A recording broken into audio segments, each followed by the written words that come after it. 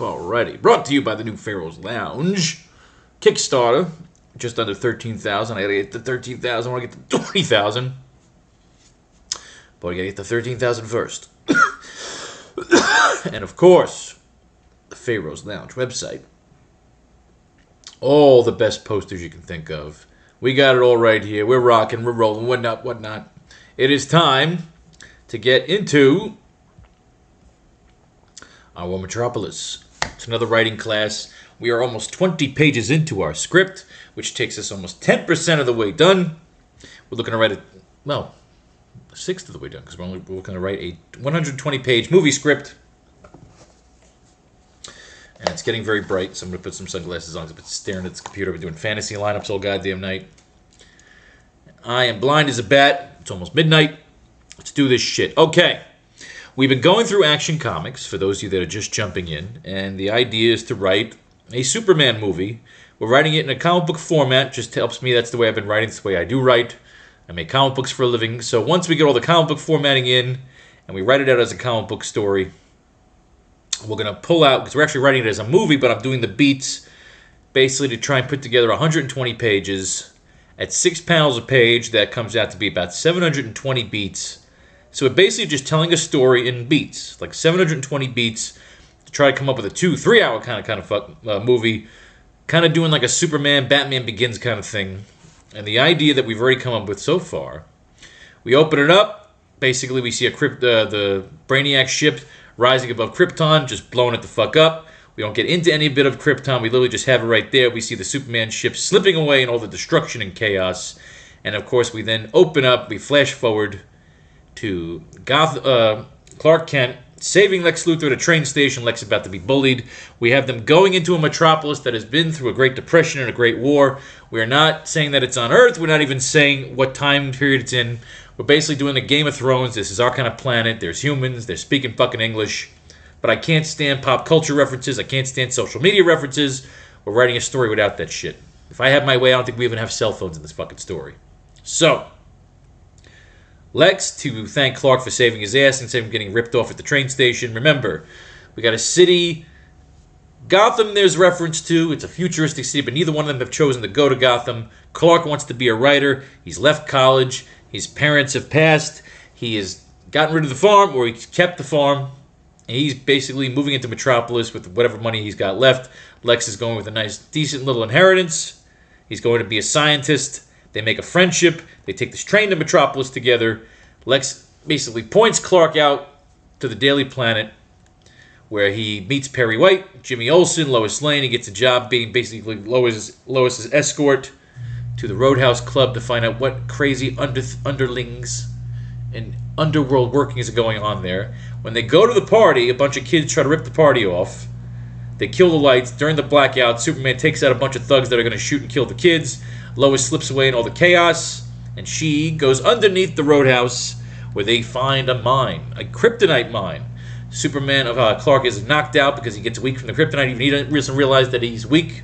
Him and Lois are knocked out, thrown in the trunk of a car that is driven into a river. Clark saves Lois's life. He is distraught that he's screwing up. Goes back to his apartment, beats up a wife beater. The wife is scared of him. He's kind of distraught, so he kind of just jumps out Hulk style, leaps across a little bit, gets the fuck out of Metropolis for a couple of hours, and goes back to his parents' old farm, where he has a flashback about leaving his parents behind, trying to go off and find himself, going off to college, being used by his football coach to basically win games and kick some ass, where he leaves college, and that catches him up to going to Metropolis, where he realizes he's going to need some help. He goes back, meets up with Lex Luthor at his rich Lexington Park estate, and we have it where Lex is going to help him construct the suit so that he can go back into the mine and uncover some shit. So again, we haven't written out the dialogue yet. Our first effort is to basically lay out the entire storyline, script-wise, beat-wise, action-wise, just going place to place so we can lay out the whole story. And then the second part, you basically end up writing the script twice. You write the art script, you write the action script, then you write the dialogue after you fill it all in. And sometimes you come up with some dialogue ideas while you're going around. So again, once this thing is all said and done and we're all finished, I'll put this together as a nice little PDF. I'm going to have my artists that work for me at Pharaoh's Lounge to draw up some storyboard pages, maybe some character drawings, and we're going to try and get this fucking thing to DC. And if we don't, and DC doesn't buy it, and maybe the new Superman writer, they can suck my dick. I'll change all the characters' names, and we'll make our own story called Metropolis. The point is, we'll make money off this fucking thing. All right. So now what I wanted to do was, where do I have it now? We're at page 19. The idea is we're coming up with the idea that all these rich folks, I'm just tinkering. So I like to come up with some kooky ideas because, again, you don't just want to write another typical story that just pushes in a bunch of Superman greatest hits elements. Essentially, it's what a lot of writers end up doing when they're writing a Superman movie. You got to bring something new to the table because, again, it's a big task. But again, it just seems like they hire shitty writers, so let's take a stab at maybe they'll hire a good writer. You never know. Over 1 million in sales. We'll get to 1 billion one day, but I got to get to 1 million first. And we've done over 1 million in sales. Our comics, our art, our fantasies. So what's my newest fantasy? I want to write the fucking Superman movie before they give it away to some woke fucking garbage piece of shit J.J. Abrams crap. We're not going to do that. All right. What I want to do now is what we were tinkering with. Lex will offer to Bill Clark a suit to have him navigate the mine, on the condition that whatever is in there, he wants a crack at it. Remember, Clark, you're a writer, not a lawman.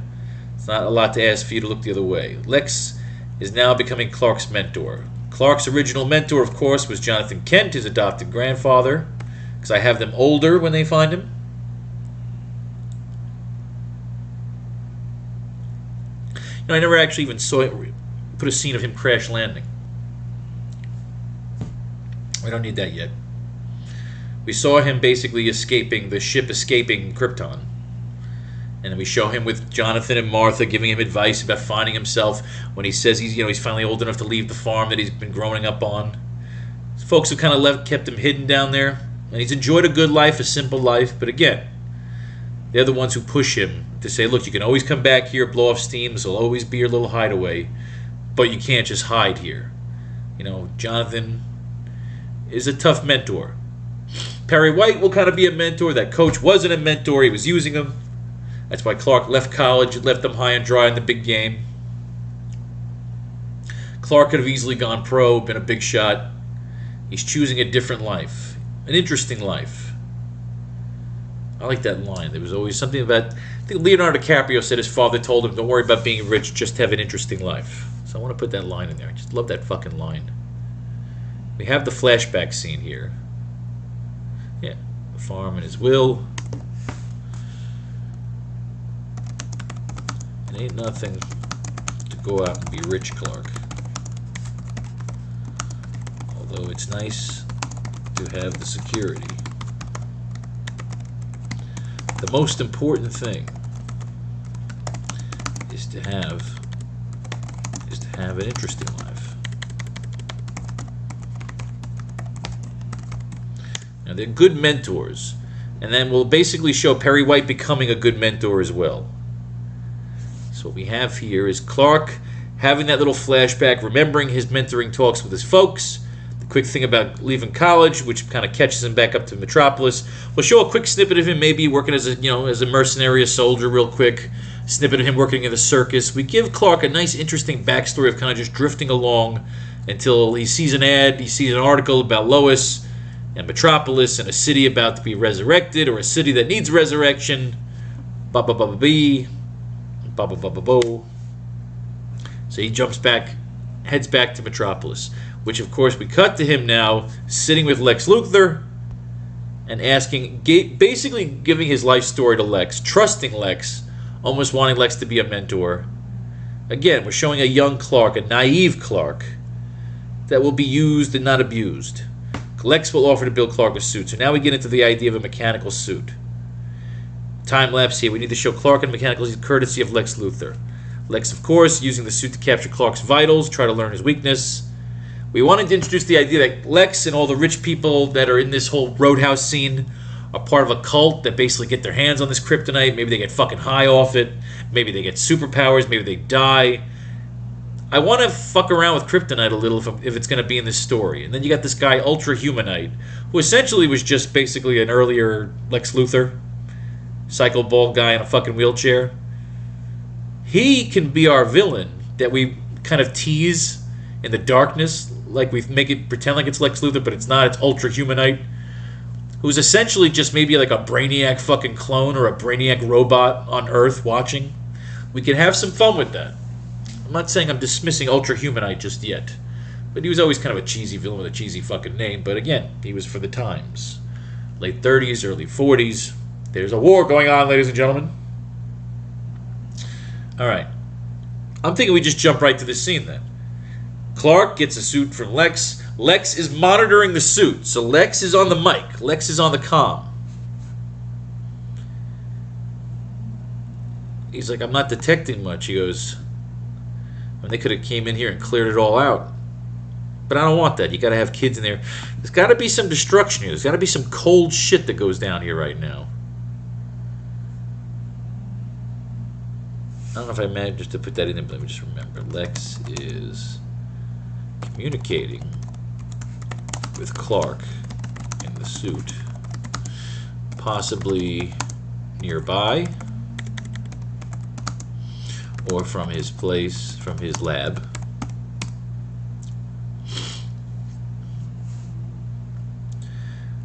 So he'll uncover slave labor, kid labor, or just something going down there. He'll fuck up the thugs. You know, with his wall smashing type thing. And the idea is one of them will just hit like a fucking protocol or something. And the flood. Well, it'll flood the mine. Superman's going to get as many people out as there. He'll get them all out of there. Maybe some of the other people, some of the bad guys will get drowned. Somebody floods the mine. We can reveal that Lex flooded the fucking mine. Like somebody knows he's down there. Lex, ooh, that could be fucking, yeah. We can reveal that Lex was the one who flooded the mine.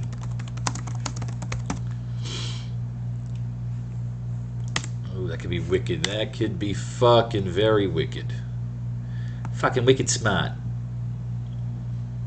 But again, Superman's the one saving the day, all this crazy flooding. But do we get a story out of it? Where do we go from there? So now we have our next beats. We have our beats here. Superman fucking some shit up. Protocol is hit. The dam explodes. Whatever, like, you know, we have a somebody floods the tunnel. So shit goes down. Everything's flooding out, but Superman gets everybody to safety. When he's in that suit and all the chaos, Mystery Man. I don't think he's revealed yet. Unless Lois is there. Nah, see, that's not good enough of a scene for him. He's not making that public appearance yet. Maybe he makes a public appearance in the end. Maybe we still keep him as a Mystery Man. Saves the day.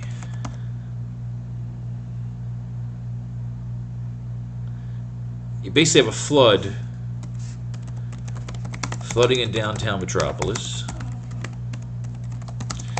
The old Blakely mine. Blakelytown mine.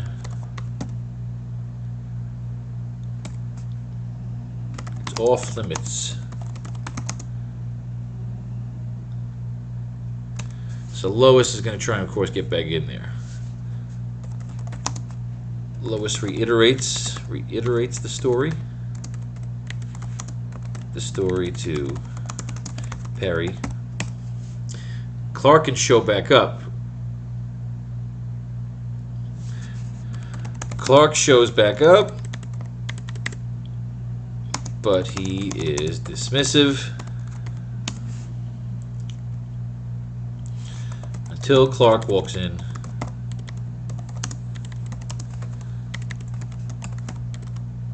God damn it. Oh, what the fuck here? Till Clark. God damn it. Fucking can't see you spelling it. Till Clark shows up to back up her story and deliver the details to finally earn his job with the Daily Planet.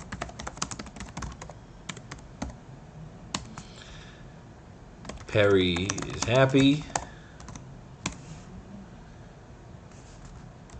Lois is jealous, but respects that he got the story.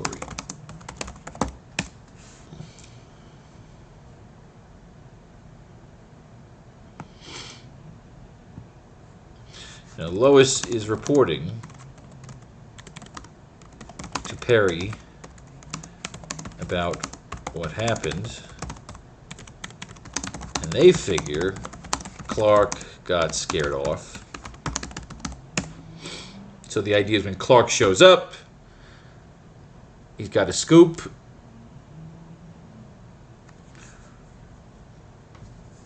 But the idea is that Perry needs proof.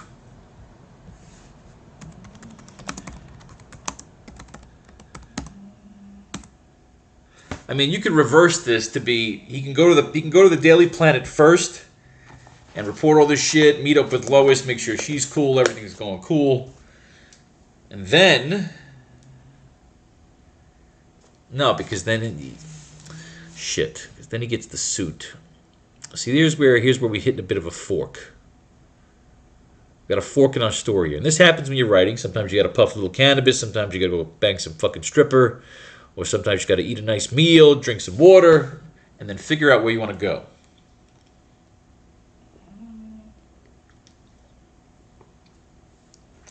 Trying to write a 120-page script, and we're about around the page 20 mark.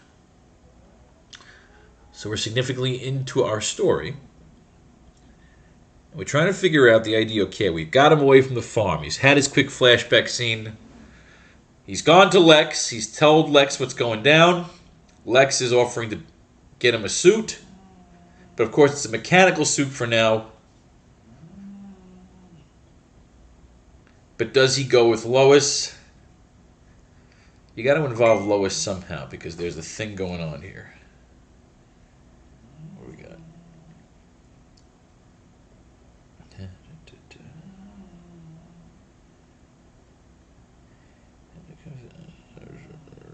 No problem, I'll do that. Good people, all right.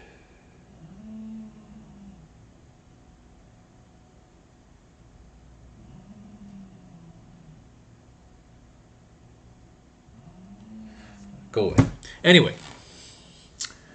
Okay, so we got flooding in downtown Metropolis, the old Blakely Town mine. It's off limits. Lodo series, the storage of Perry. I'm telling you, something went down there. We got attacked. They got slave labor, the whole thing.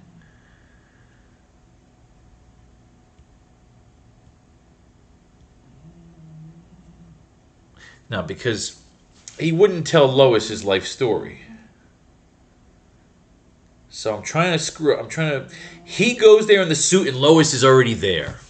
Because Lois, of course, would go back to get the story on her own. She'd say, fuck Clark Kent.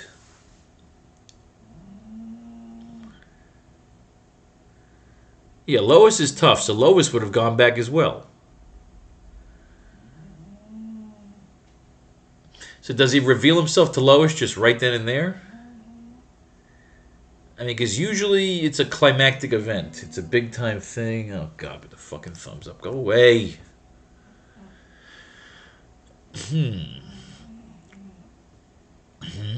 He's got to save Lois.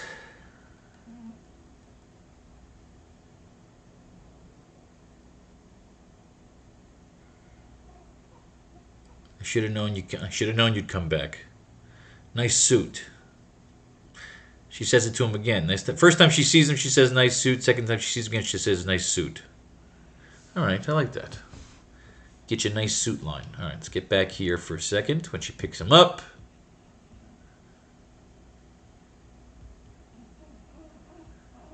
So remember, you got kryptonite down there.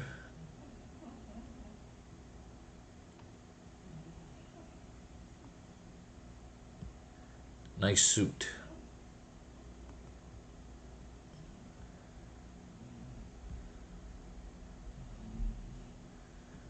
There it is.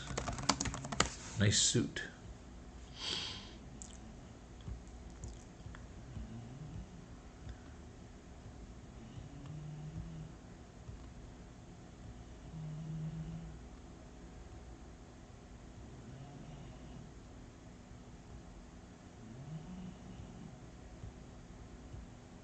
Or does he go alone? No, I like the idea of him going alone because he scoops her. Yeah. Yeah, he's got to scoop her on this story. She's not going to be there.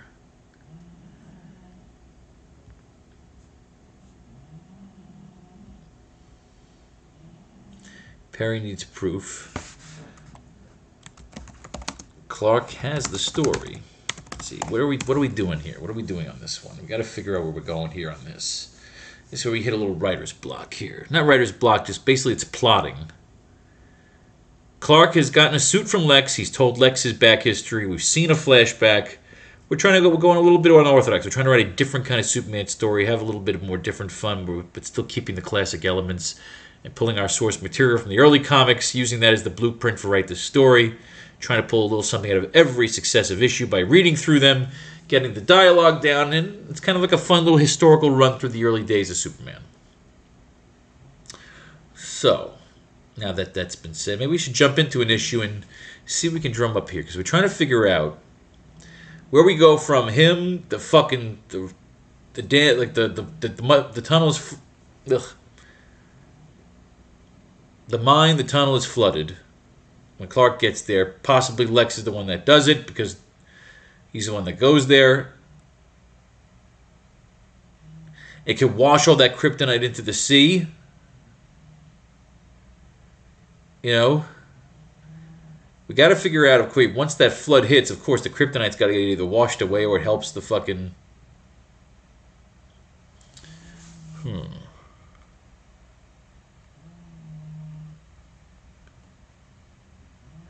The kryptonite, whatever kryptonite's in there still, we could leave that vague as that was washed away to sea, but they could have gotten a few samples in the time that Clark has been knocked out.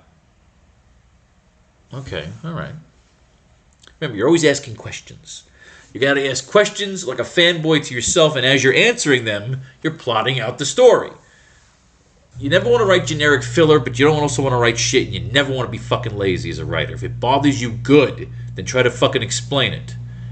You know, too much exposition turns off the viewer, the reader, but you got to put in enough to make it interesting and still show respect to the reader of saying, look, I'm selling you on this mythology, so take the ride with me. All right. Clark has the story. He saves the day. He saves all those people. He goes back there to fuck some shit up. Lois is down there trying to get like fucking Perry to come down there with some armed guards. We need to get the police going. But he's already on it and has the story that gets him the job. Yeah, details to finally earn his job with the Daily Planet. Clark comes in there with the story. You want a job here? You want a job here, son? You better come in with a story.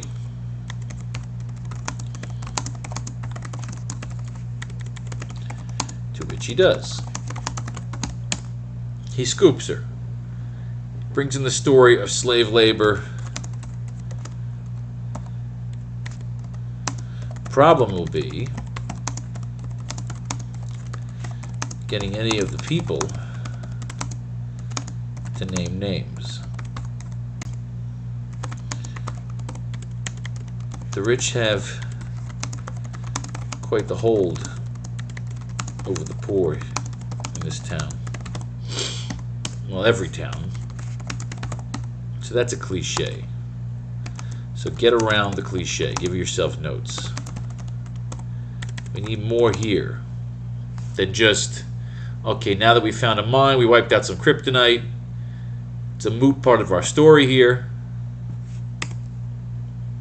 The idea is we're basically painting the idea here that Clark shows up here with this big story that gets him the job. So now he's got the job. And now they got to make a fucking plan. He's taking out the fucking slave labor here. Now we got to decide if he's taking it out that early, or maybe he goes back there again. But I don't want to go too much with that, because again, we got there to the mine. We're keeping the story moving. They flood the fucking mine. He saves all the people from the flood.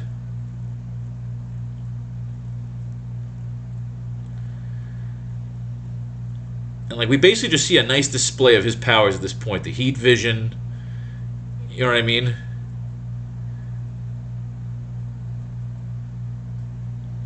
The leaping around. Like, he can't really fly yet, but he's leaping around. He's strong as shit.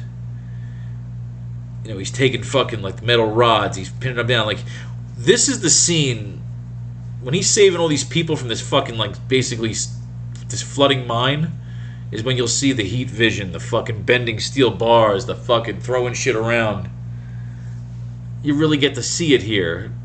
Because, again, he's saving the day. It's just now that I'm stuck on, okay, he saved all these people from the collapsing fucking thing. He's got to get them out. You know, slave labor. He's got the slave labor story and an illegal mine. With the mines flooded, and with the flood went all the evidence.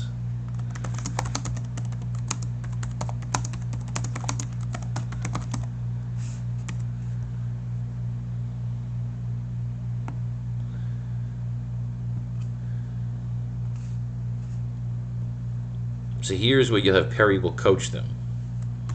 So here is where Perry starts to mentor Clark by explaining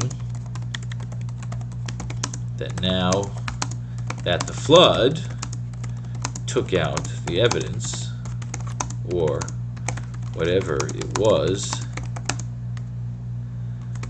they were looking for, they were mining for,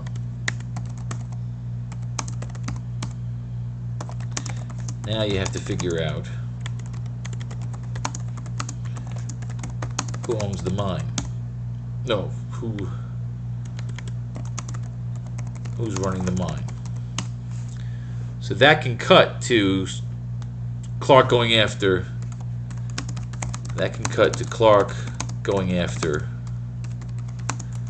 Butch Matz and the gang.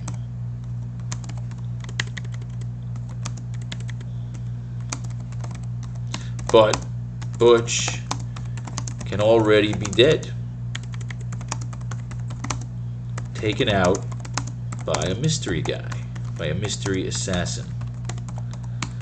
Something cool there.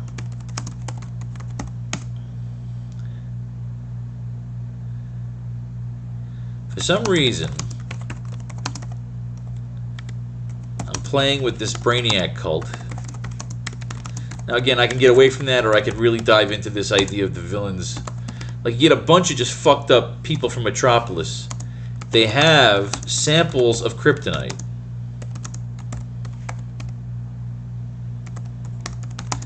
And use it like drugs or steroids. Something wild in our climax. For the villains. Perhaps all having, seance or ceremony. Since Superman is weak from the kryptonite,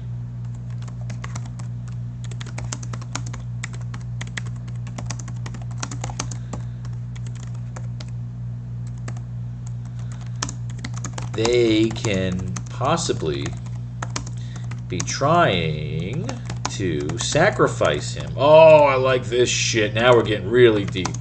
Sacrifice him to their god, Brainiac, who is like that cult hive mind type that will grant them immortality when he basically absorbs them all. Alright, we're going somewhere with this. We're getting some deep shit out of here. Yeah, we're getting some cool thing like a cult. Literally like a fucking Brainiac cult. That basically, once they start like fucking doing whatever, they're fucking snorting kryptonite, they're fucking shooting it up, they're smoking it, whatever the fuck they're doing. You know, they're fucking chiseling it off the fucking rocks. The idea is once they get fucking Superman in there and they're just fucking with him, like some of the fucking shit's making his face twist, some of it's making him throw up, some of them making him like have like fucking weird ass like superpowers. But the idea is as they're all doing the kryptonite or something like that, or doing something with it, and finally the big climax could be literally them saying they're gonna cut his fucking heart out. The idea is that Now that his body is vulnerable, the idea is that Lex is the one, or if we reveal Lex to be the head of the gang, or Ultra Humanite or whatever, this is where we could turn around and say, okay, we're going to sacrifice him to the god, we're going to cut his heart out, this will bring us, Brainiac will finally come for us, you know? He's come for the Kryptonian, he's come for the last one. Something cool there where they're trying to summon Brainiac, and maybe they do summon him towards the end, but it all disappears, or Lois saves him, or some shit. We're still going to play around with that, but I'm loving the fucking cult idea. I'm loving them fucking doing kryptonite like drugs. Because now we can give kryptonite some more life based on just being some fucking deadly rock that fucking fucks Superman up. Because I remember over the years, there was black kryptonite, there was gold kryptonite, there's red kryptonite. So what if you have a whole, just a shitload of it, or a little sample of it, which is basically the villain in this movie is the kryptonite. The villain is the fucking drug. I got it. Because now, oh, I love it. Now that we take out the mine, we get to the next phase where people, the poor people, are being used as, oh, I love it, used as guinea pigs in experimentation with kryptonite. Oh, I'm fucking loving this shit right now. See, like, the idea is Perry's the one telling him every story, Clark, is like an onion.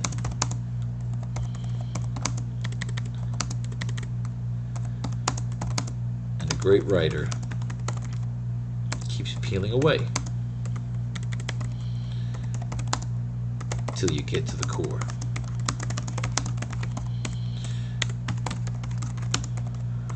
Whatever you uncovered down there,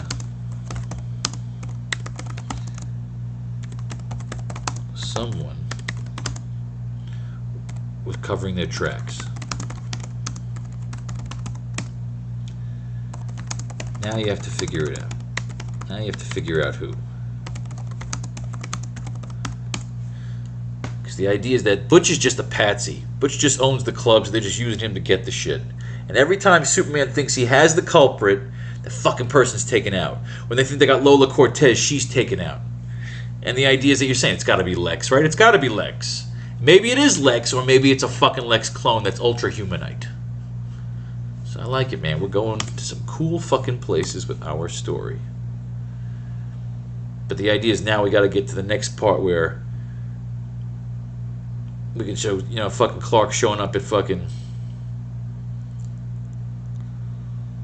We need Lex to help Clark build a suit. Or Lois helps him with the suit. Somebody's got to help him make the actual Superman suit. Now that we've done the mechanical suit thing,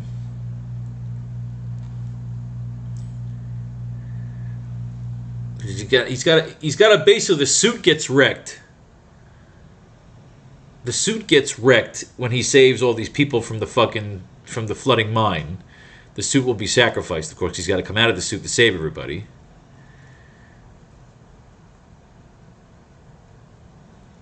Yes, okay. Let's get to the next page here. So now that we've done 19, let's do 20 because we've actually run out of room on that fucking page. Because our suit comes with a Directive 4 kind of thing going on there, which I love. I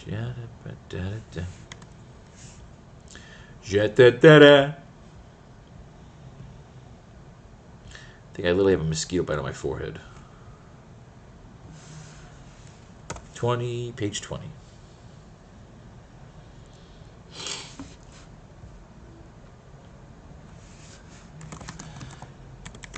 The mechanical suit that Clark wears from Lex will be destroyed or lost when Clark has to save everyone from the flooding mine tunnel. Ooh, I like this. Later, when Clark is confiding with Lex again, he can see parts of the suit at Lex's lab,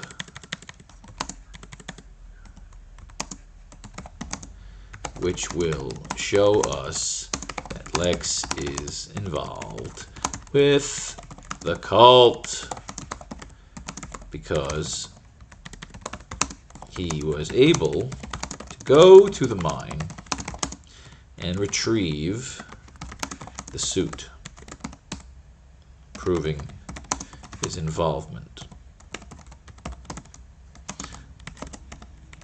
Like that gotcha moment. I like that. I like that. I like that a lot.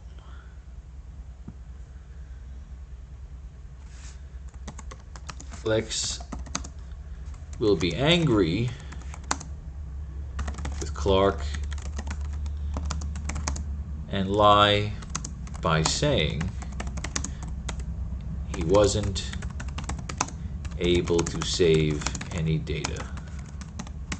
But he will give him a concept for a new suit, one that isn't mechanical. Something along the lines of the black suit to absorb solar energy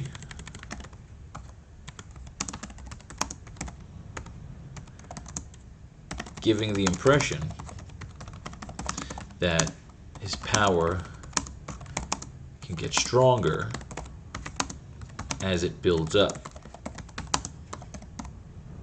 with the suit collecting the energy, the solar energy, without making him a danger to those around him. Lex, in essence, helps create the Superman suit.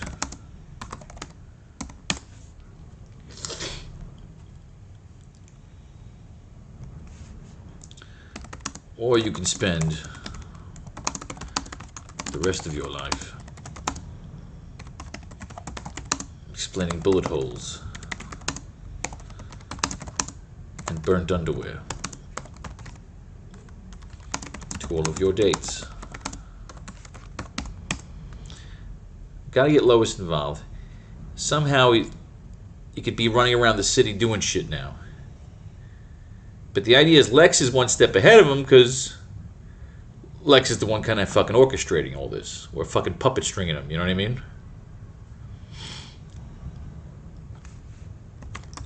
Lex helps Clark make his first Superman suit, the black one.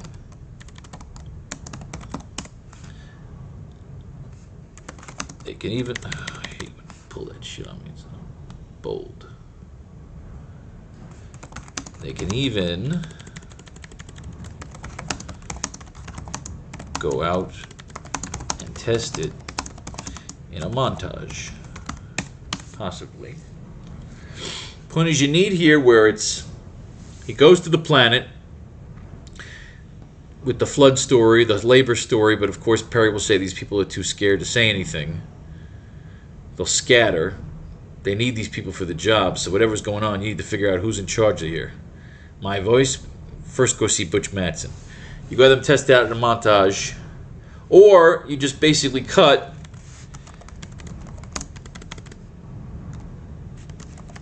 to the next scene of Clark busting up Butch's hideout, and through the smoke and dust we see Clark in the black suit, a la Batman begins. like it. You know, what are you? You know, I'm Superman.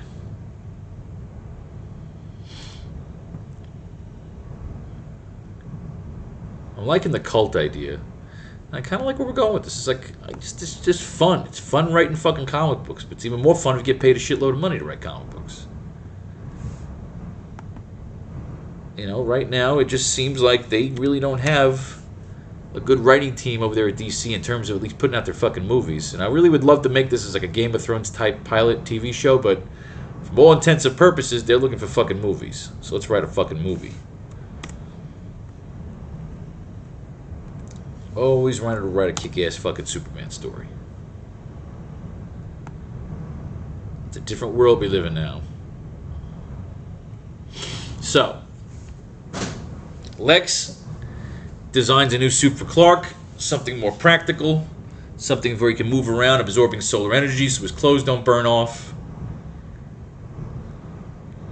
He busts in on Butch Matson.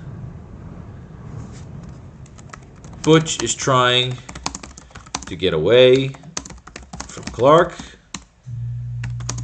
As he goes to his car, his getaway car, it explodes. Someone is one step ahead of Clark. Eventually we see it's Lex.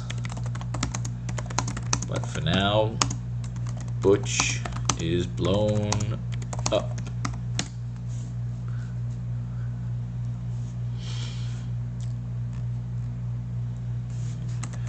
Clark can't stick around because he may take the blame. Or Jimmy Olsen is on hand. Oh, I like this. With possibly Lois. And gets a picture of Clark running away from the accident. We can play around with that. We need to do some shit now where basically now Clark's gonna go after all the people on this fucking hit list. You know, Lois could be there as like a fucking waitress undercover, as a dancing girl.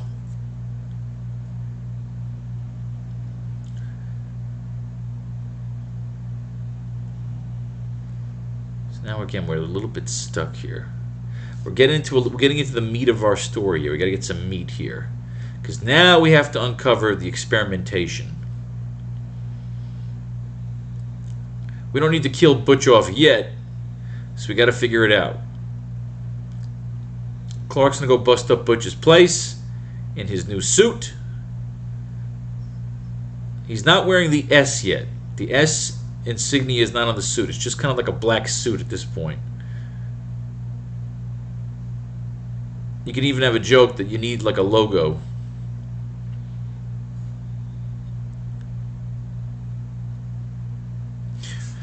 Like the thugs... Butch's thugs can even make a joke. Can even make a Batman joke. Because Clark has no S on the chest yet.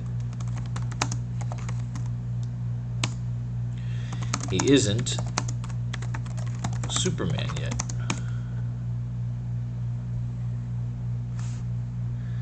Do we want Butch blown up this early? I mean, Butch is a nobody. He was a one-off. He was just the guy from Action Comics 1. So we could just blow his ass up and get to somebody else. And then basically Clark... Lois could be there undercover as a stripper or cocktail waitress.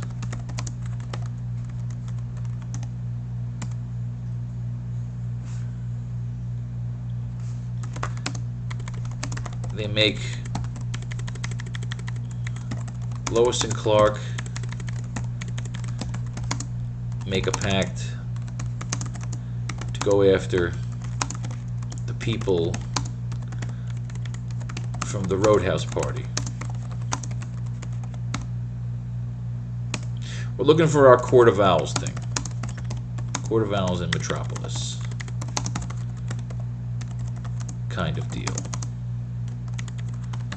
But they are crazier. And cosmic related. Like a space cult. Just keep reiterating that until we can come up with the actual idea of what we want to do with our space cult. And this connection to it. Because now we got to get from the flooded mine to... They got a bunch of that kryptonite out of there, or Lex did.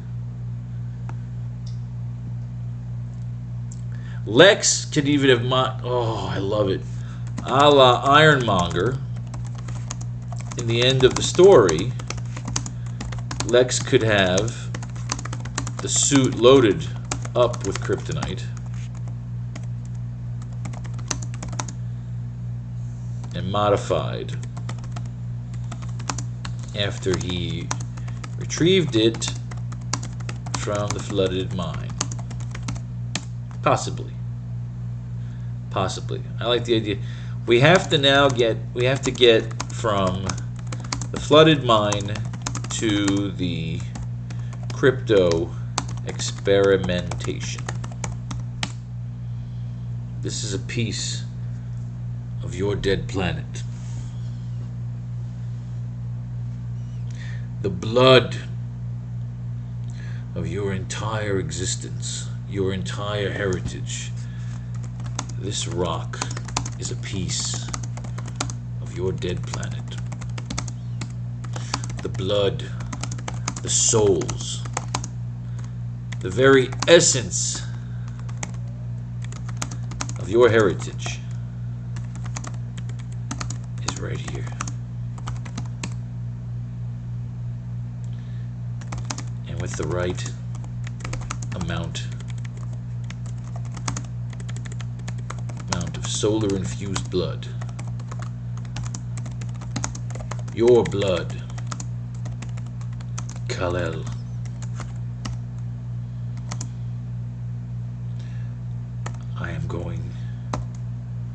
I'm going to transform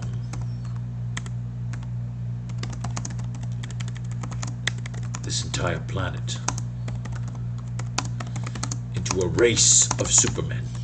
Oh, fuck yes! Lex could be the guy working against the cult. There's your twist. There's your fucking twist. There's your fucking twist. Putting it right there's your fucking twist. We think Lex is with the Brainiac cult because that's the obvious move.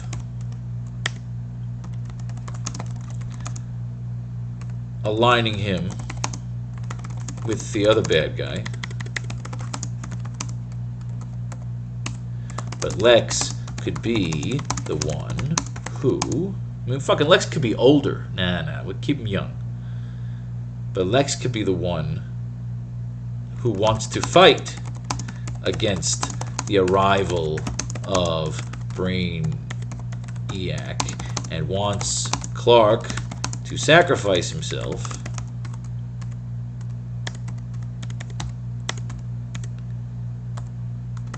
God damn it. Yes. To sacrifice himself so the rest of the planet will have the strength to turn back Brainiac.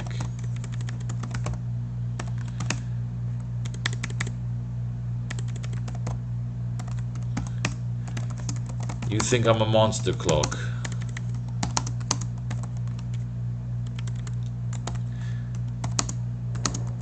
So, I mean, Lex can take out the cult as Ultra Humanite or whatever. But in the end, Lex wants to stop the arrival of Brainiac to prevent their planet from suffering the same fate as Krypton. Bam. So Lex is almost on the right side. He's just got the wrong approach. Lex can take out this fucking cult, and you're thinking, oh shit, Lex is the cult. But Lex was just trying to get into it to learn everything about them, to learn everything about Clark. Lex wants to be the one in charge of defending the planet. Lex has been following Clark's arrival and maybe even saw the explosion of Krypton as a child through a scientific expedition with his father. Or perhaps, oh, that could be fucking crazy. Clark's crash arrival is what killed Lex's parents, or father, or something. You connect their origins. It's okay, Clark. I don't want revenge.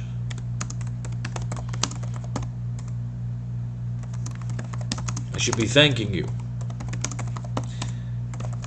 You see, I hated my parents. You did me a favor. So we are connected, Clark.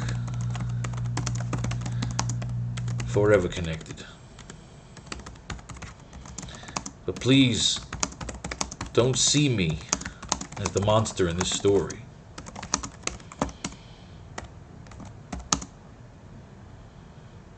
I'm merely a patriot of this planet, and don't want to see her fall the way your planet fell. I mean, Lex is basically the one who teaches him everything about his fucking planet. I like this. Lex takes out the cult, but then Lex turns around and says, motherfucker, they were kind of on the right path. Maybe you should be fucking giving me some of your blood to fucking use on these people. And then again, we could just show that Lex is really just tricking Clark. He just wants his blood. And that could lead to whole, like, making Bizarro and all that other shit. I like where we're going with this. See, you know, it's just fun to write a story, to try and subvert some expectations, to take all the things that you love about the Superman characters, but add your own spin. Maybe get a little more extreme with it. Get some Dark Knight elements in there. I like it. I like it. All right. We've gotten pretty far along here. 20 pages in. Now we're at page 21. So even further along here. We're even further along. We're showing some of the kinks in that Lex Luthor armor.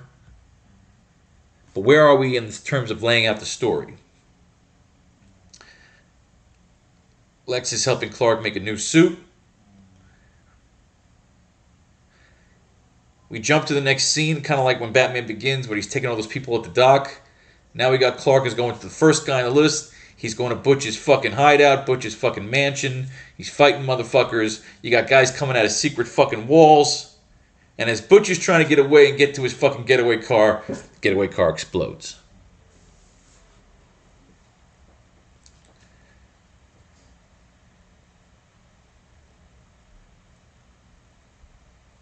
Lois could be there following him. So I'm trying to figure out, that's where I am now. That's where we are, is that he's fucking up Butch's people. Butch tries to get away. Butch's car explodes.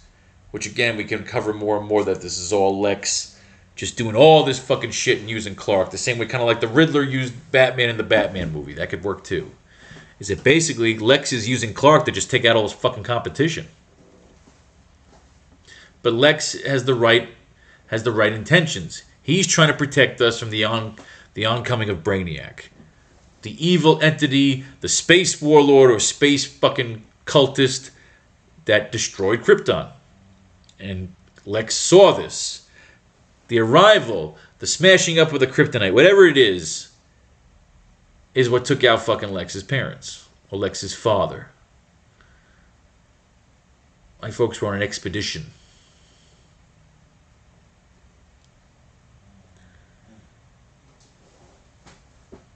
Parts of your planetary explosion, projectiles, a scattering of meteors, killed my parents.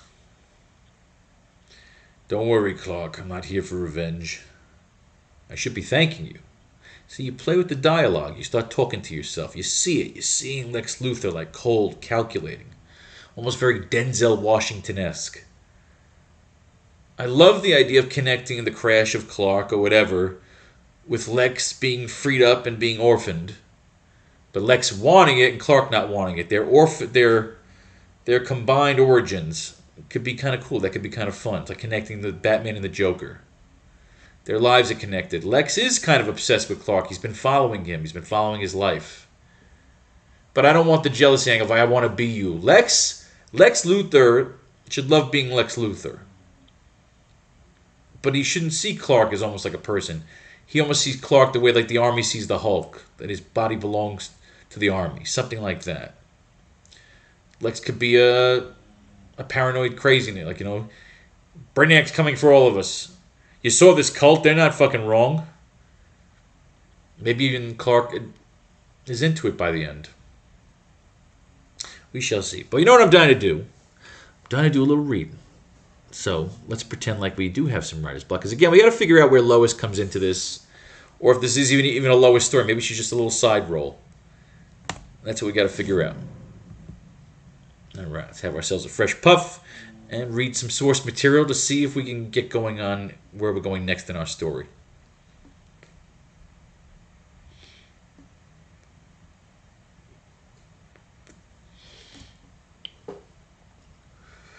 Little puff.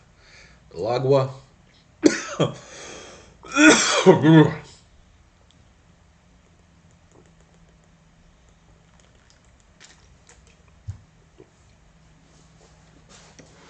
Alright, here we go. How we doing? Where am I? Here we go. Superman.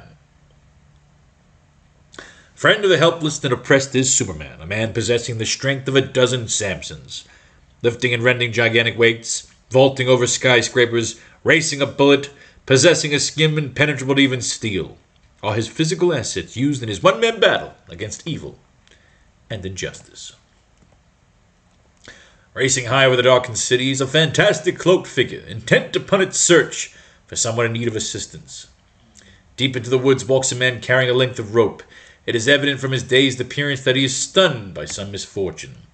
Wonder what he's up to. I'll just tag along and see.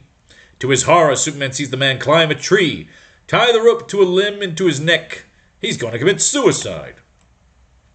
Outward from the limb leaps the man in a suicide plunge. Fast as light, Superman streaks forward. I've got to save him, whether he wants me to or not. Up flashes Superman, up, and succeeds in catching the falling man before the noose can jerk the tight about his throat. So great is the force of Superman's leap that the hurtling figure continues upward. The Man of Steel's hand encounters the limb, drawing them up to safety. Removing that noose from the rescued man's throat, Superman leaps to earth. In heaven's name, who? What are you? Someone who thinks life is too precious to be destroyed. What made you do it? You shouldn't have stopped me from destroying my worthless life. I'm a thief. I've stolen money from my trusting employer. If you're so conscience-stricken over having stolen from your boss, then why don't you return the money to him? I can't. I lost every cent of it at gambling tables. Has it occurred to you that you're depriving yourself of your life? It would make even things more difficult for your wife and family? Why not confess everything and take your medicine? I must have been mad to consider suicide. I'll do as you say. Now you're talking more like a man. Shortly later, the Man of Steel figure streaks down upon the ledge of the apartment's window. Time to call it a day. I can't forget that fellow who attempted suicide. He might have been a likable chap until he was snared by gambling. The next morning, from the very same apartment, there emerges the figure of Clark Kent, ace reporter for the Daily Star. I've definitely made up my mind to do something about gambling now if my editor only sees things as I do. Oh, so we see this issue. Clark's going to go fuck up some gambling joint. What's on your mind, Clark? Just this. How come gambling is permitted to flourish in the city of Metropolis? And why hasn't the Daily Star done anything about it? The only answer to that is someone in the city's administration must be protecting the big-time gamblers. We'd print the facts if we can get them. Then you'd have no obligations if I were to tackle the assignment. Get to it, Kent, and here's wishing you luck. Thanks.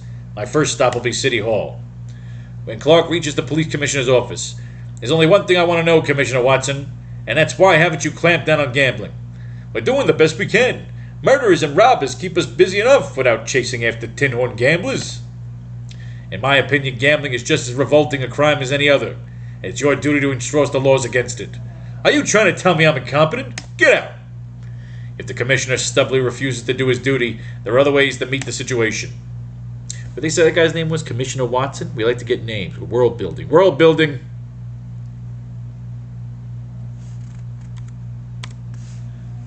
Clark can take out Butch's gambling joint, which is where he gets killed. Clark will eventually need to create the disguise. Is that basically, that's page 21, so we need to go put 22 in here. Now again, when you're laying it out, it may lay out differently, it may lay out longer, but this just helps us kind of move it along where we know how long our story is going to be. We're trying to look for like between a 2 to 3 hour movie kind of thing, something really cool, like a real epic kind of Batman Begins kind of storyline we're going for. I wrote this a long time ago, but I was jacked up on Skag then. I'm kidding. Well, not really. I am, or I'm not. Alright, let's get to that next page here. So, we're laying out our story. Again, maybe no Lois yet there. Maybe Jimmy snaps a picture of him. Maybe he just goes in there and he's just fucking up the gambling joint. But again, it's going to be very conspicuous that Butch gets blown up. Someone's taking these people out. That evening, within Clark Kent's apartment, the reporter undergoes a miraculous transformation. Superman acts tonight. A fantastic figure launches itself from the roof of Kent's apartment out into the night. Shortly later, down streaks Superman toward the building within reach. Is one of the city's most prominent and flagrant gambling clubs. Oh, that's what I wanted. The guy's name, Commissioner Watson.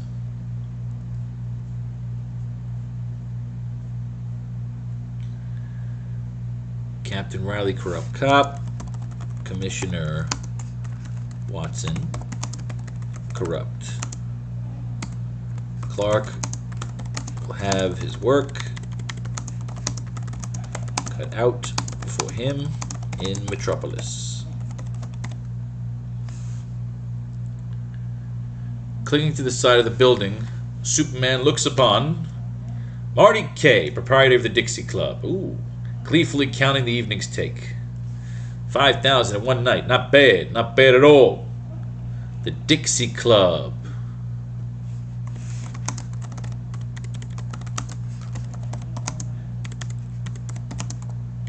May be a better name than the Roadhouse.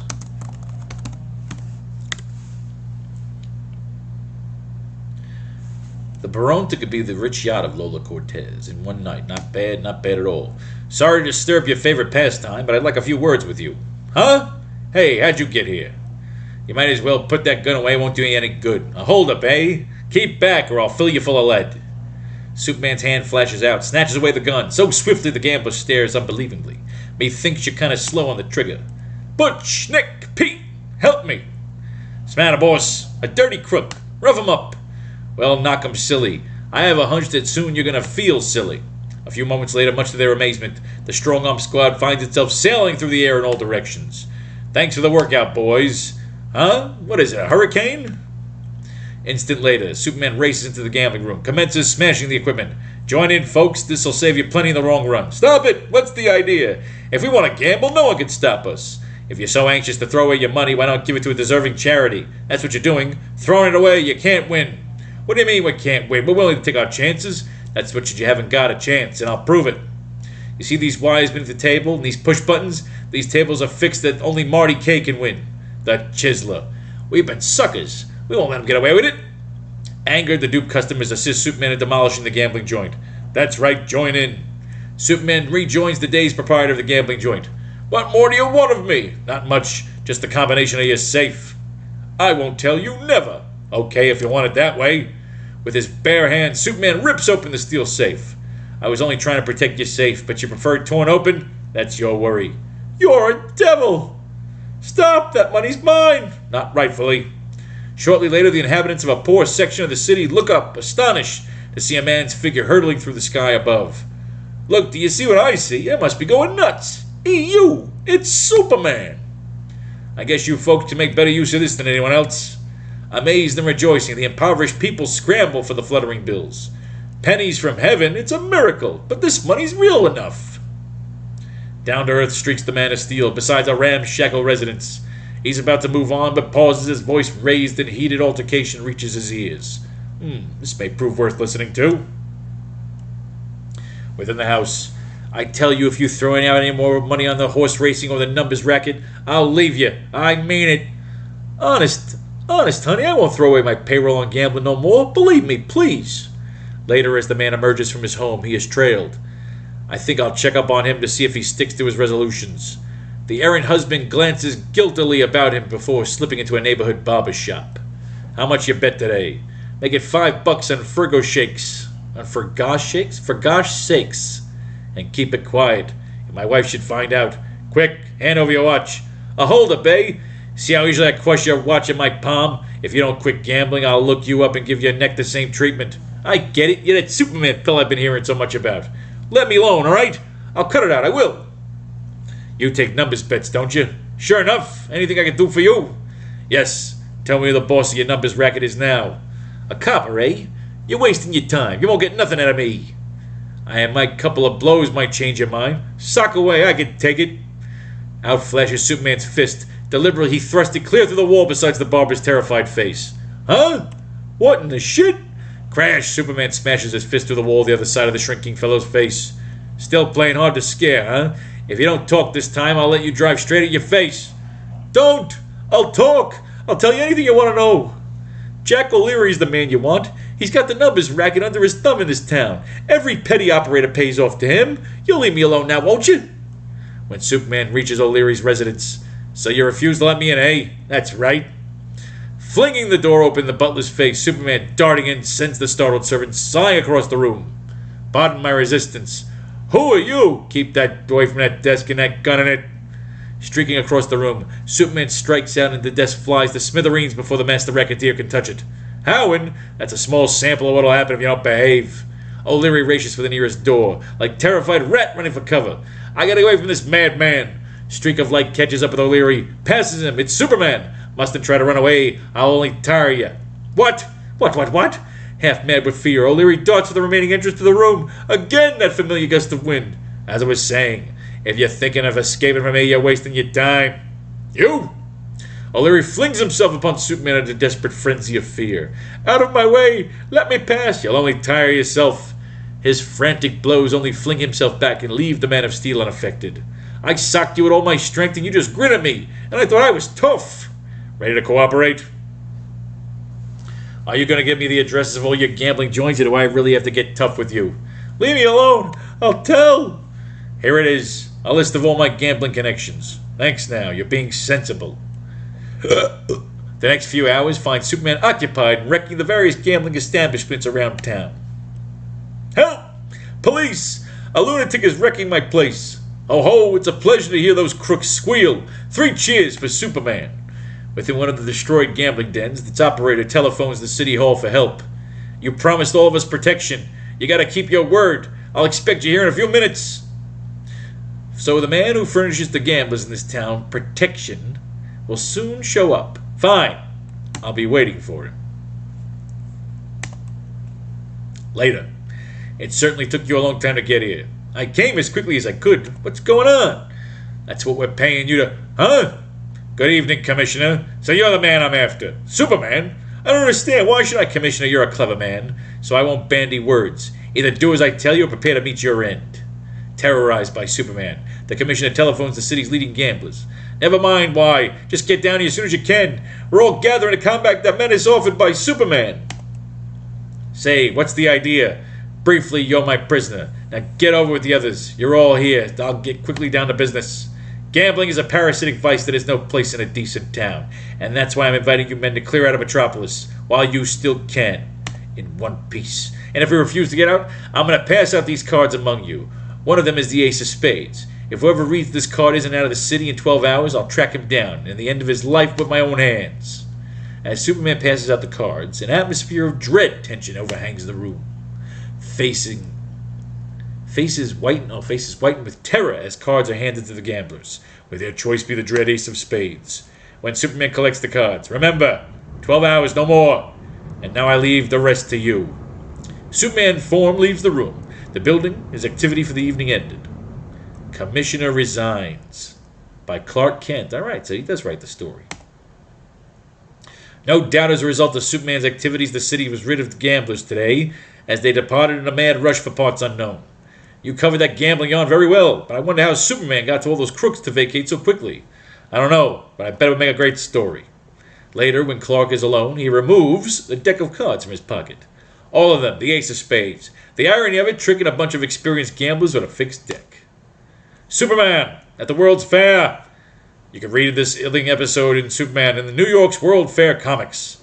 The back inside cover of this magazine will tell you how to get your copy of this dandy book. Don't miss it. Dandy. I gotta tell you, that issue sucked. That felt like fucking filler. That fucking O'Leary guy tried to get away from Superman for like 14 fucking pages. But what do we get from there? The only thing we really get from there is the gambling joint, the Dixie Club. You get O'Leary, Watson. I had this possible idea while I was kind of going through the story of after Superman starts busting some shit up, or Clark is busting some shit up, I thought about maybe the idea of him going back to his place. Like maybe he busts out this gambling joint and he gives the money to all the slave labor people. Huh. The Dixie Club. The Dixie Club. After Butch blows up. Huh. He's got to do like a Robin Hood kind of thing. And what I was thinking was, let's get this in the notes section.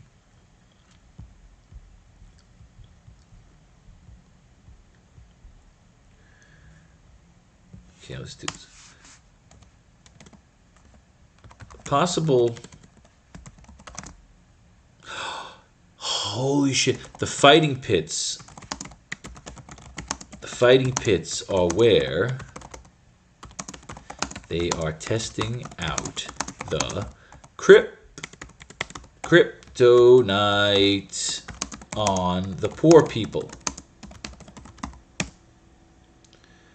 Clark will see one of the fighters get an injection, which is synthesized kryptonite. So the Ultra Humanite may have a character in this story. I like the idea of Clark doing some Robin Hood shit with the slave labor people.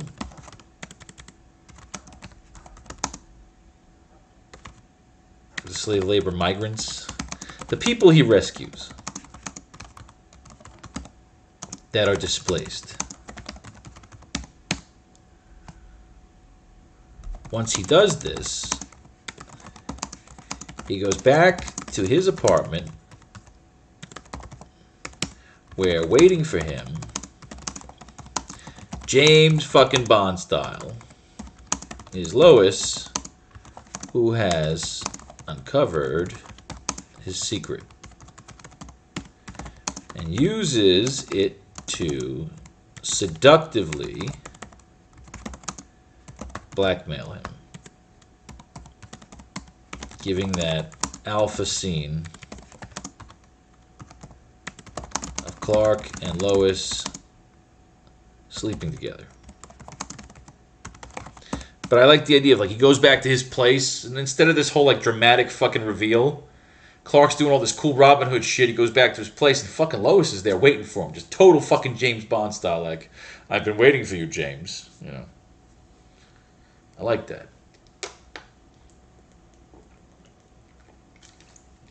And man, that'll really piss off the fucking woke people. So Lois is just eye candy? Yep! You bet your fucking ass she is. Now, they talked about World Fair Comics. Let's just, for the fuck of it, let's open another window. I'm not saying we have to entertain it, but you never know. Let's take a look at World Fair. What was it called? World Fair Comics?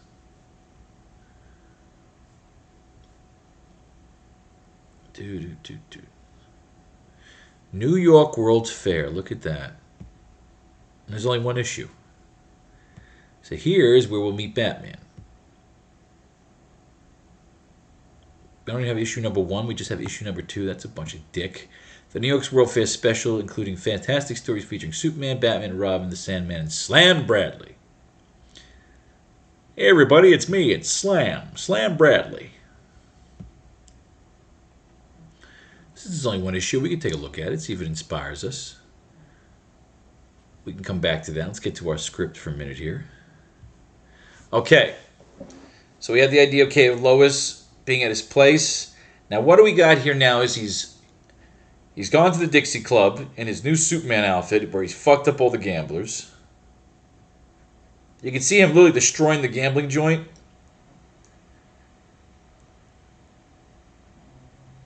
You could even have him wearing a mask. Like, Clark could have Lex make the suit inspired by Batman. But Clark can't do the mask. It almost gets in the way. Or no mask. Nah, I don't think he has a mask.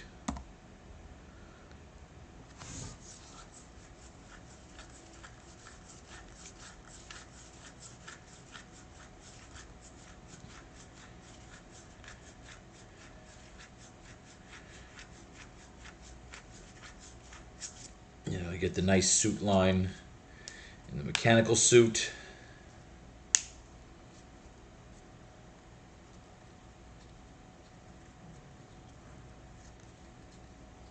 You know, Clark could be coming through the Clark could be coming through the window. Could be coming through his window. Back to his apartment, where Lois is waiting for him.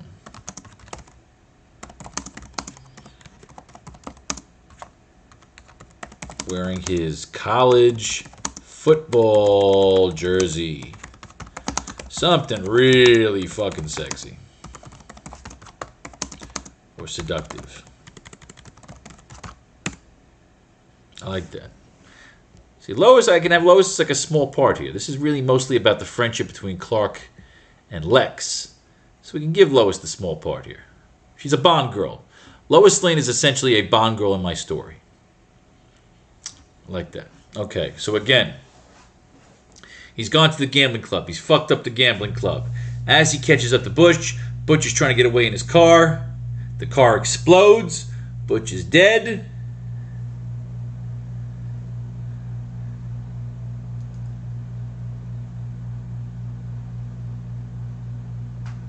So he hasn't gone back to the place yet. I need another scene here before Lois is seducing Clark. Okay, we got this. Okay. Lois is seducing Clark not just because she's into Superman, but she wants them to team up to uncover this story. She has information he needs Unless you want to just continue to smash people through walls, which I still find sexy. Lois seduces Clark in order to team up with him to take on this story together.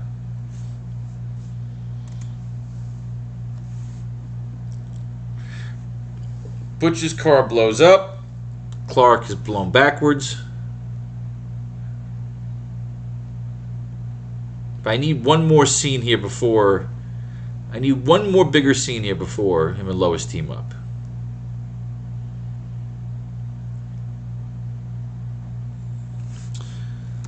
Butch's car explodes. Clark blown backwards. Unprepared. So pulling punches.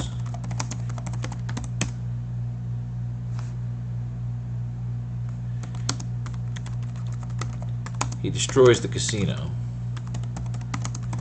and gives away the money to the poor.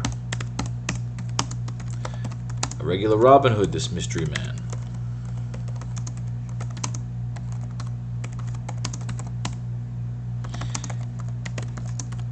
Did you even get a look, Clark?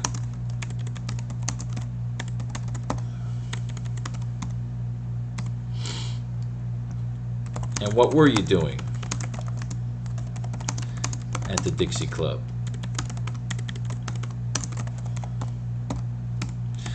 I was on the story, Chief. Lois will be suspicious. Good. So you need to start that leading of Lois being suspicious. She's going to start keeping an eye on Clark. Lois can tell Jimmy or do a signal to Jimmy to follow Clark.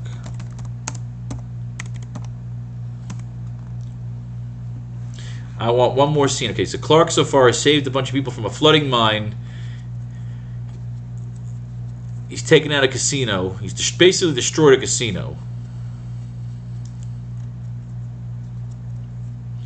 Lois can even mention about how if you keep running around without you keep running around without a disguise, these keys are liable to light this building up out of revenge.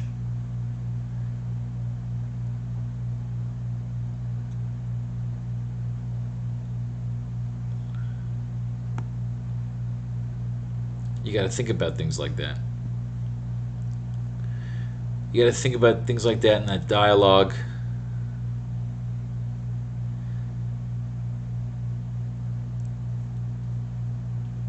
You spend a lot of time running. I mean, you can have a montage of scenes. Basically, he's just taking out gambling rings and giving the money away. Something like that. You get the Ironmonger possible storyline. See, this is where I'm kind of stuck, where I'm stuck in the middle of the meat here. I know what I want him to do, we just got to get the succession of how it goes down.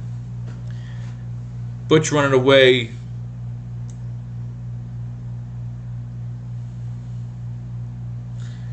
Gambling joints. So basically, Clark's run into a dead end. Fortunate with the death of Butch Mess, and that basically runs me into a dead end. So what's next? So maybe Clark wants to follow Lois, Lois wants to follow Clark. Why? So he could scoop me on the story? I thought we were all working for the same organization. I thought we were all working for the same magazine.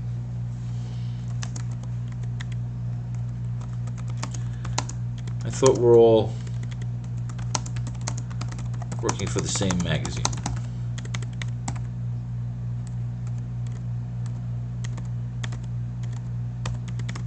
God damn, I can't see when I got my sunglasses on. I thought we were working for the same magazine, Lois.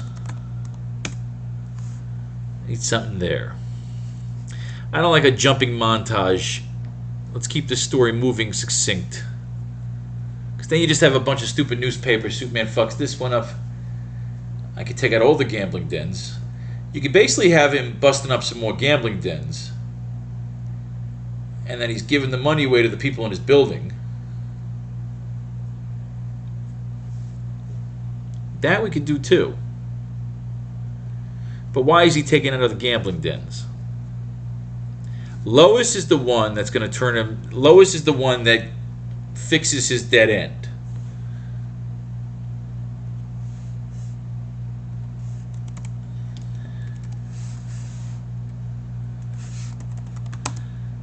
Lois helps Clark fix his dead end. Clark hits a dead end. Lois waiting at his apartment, at his place. Clark is busting up gambling dens.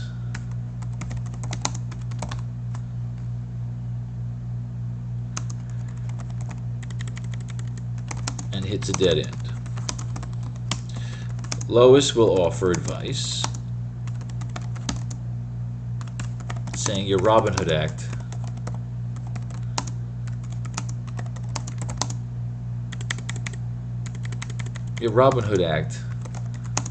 while honorable and very sexy, will end with a group of gangsters setting this building on fire. Lighting this building up in order to smoke you out.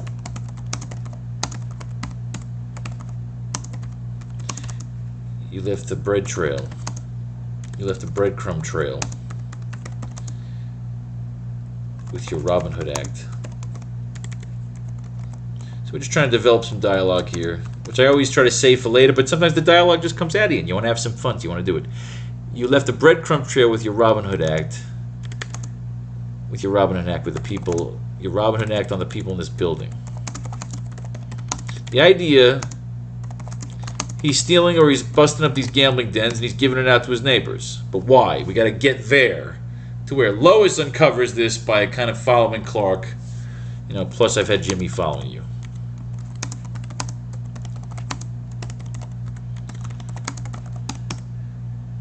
Jimmy will tell Lois and Clark of the Kid Gang that tried to recruit him at the Roadhouse, which will help lead us to the next transition of why they are experimenting with the kryptonite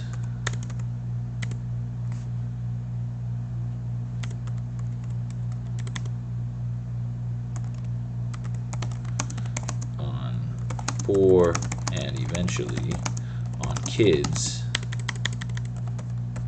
because maybe the adults can't handle the crypto. Kind of a joke too with crypto being the big thing. The drug could be called crypto. Kind of a play on crypto today. So there's that angle too. We can fuck around with that angle. So where we're at now is the idea of Clark has busted up this one gambling den. Why is he going to bust up the rest of them?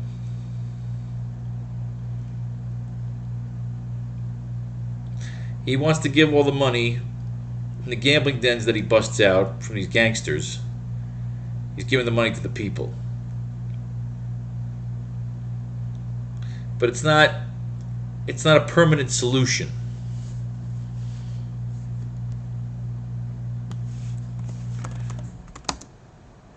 Your efforts are noble, but they're not a permanent solution.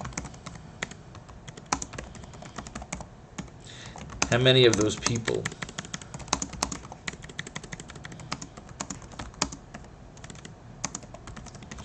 that you gave money to will just go out and blow it on Vice once again, perpetuating the cycle that you keep vowing to break. You know, Lois could be a little cynical. She's grown up in Metropolis. I love the idea of Lois as a Bond girl seducing Clark.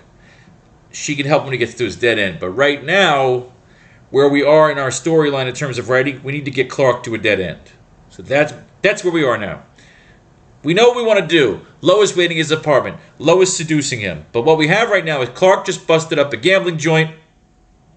I want a reason for Clark to bust up the rest of them.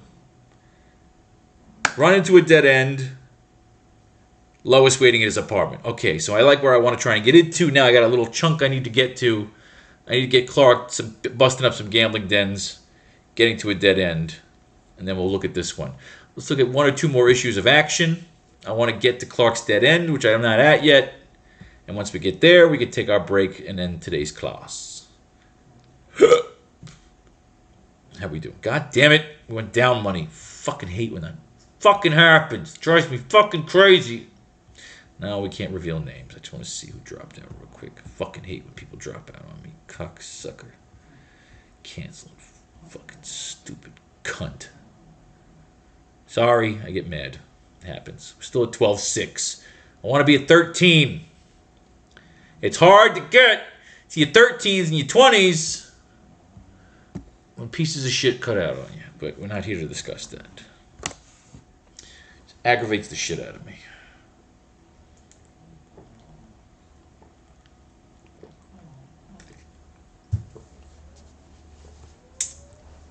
All right.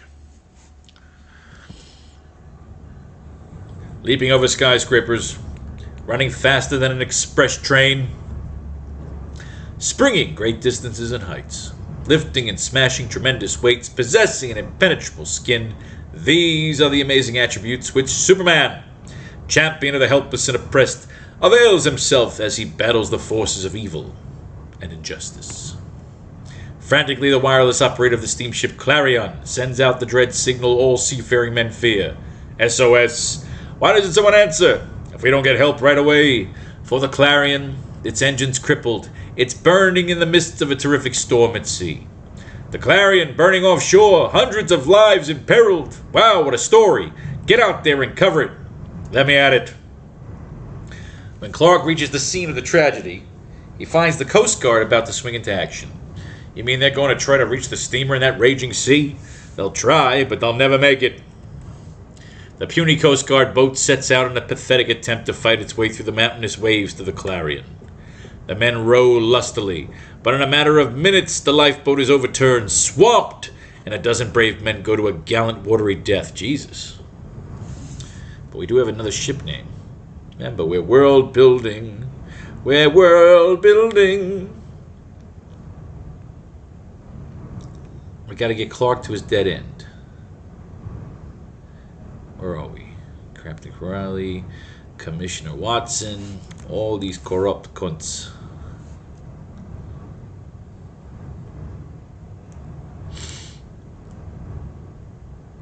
You ever heard of a drug called crypto?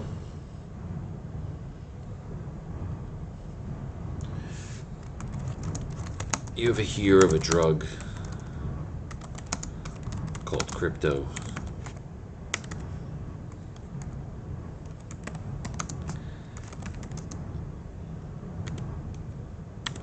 There's a connection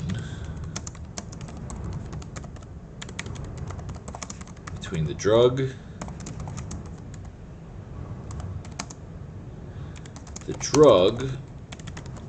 comes from the meteor,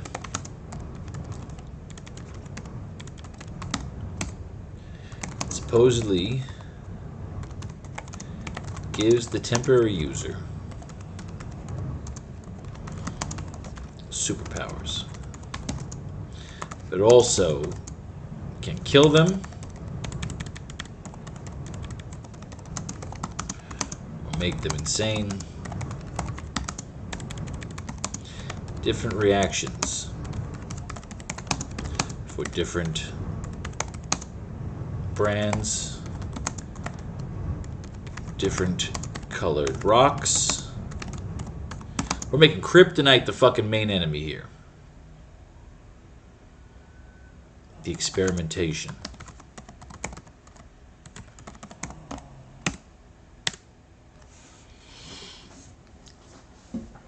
The fighting pits. We got to get Clark to this dead end.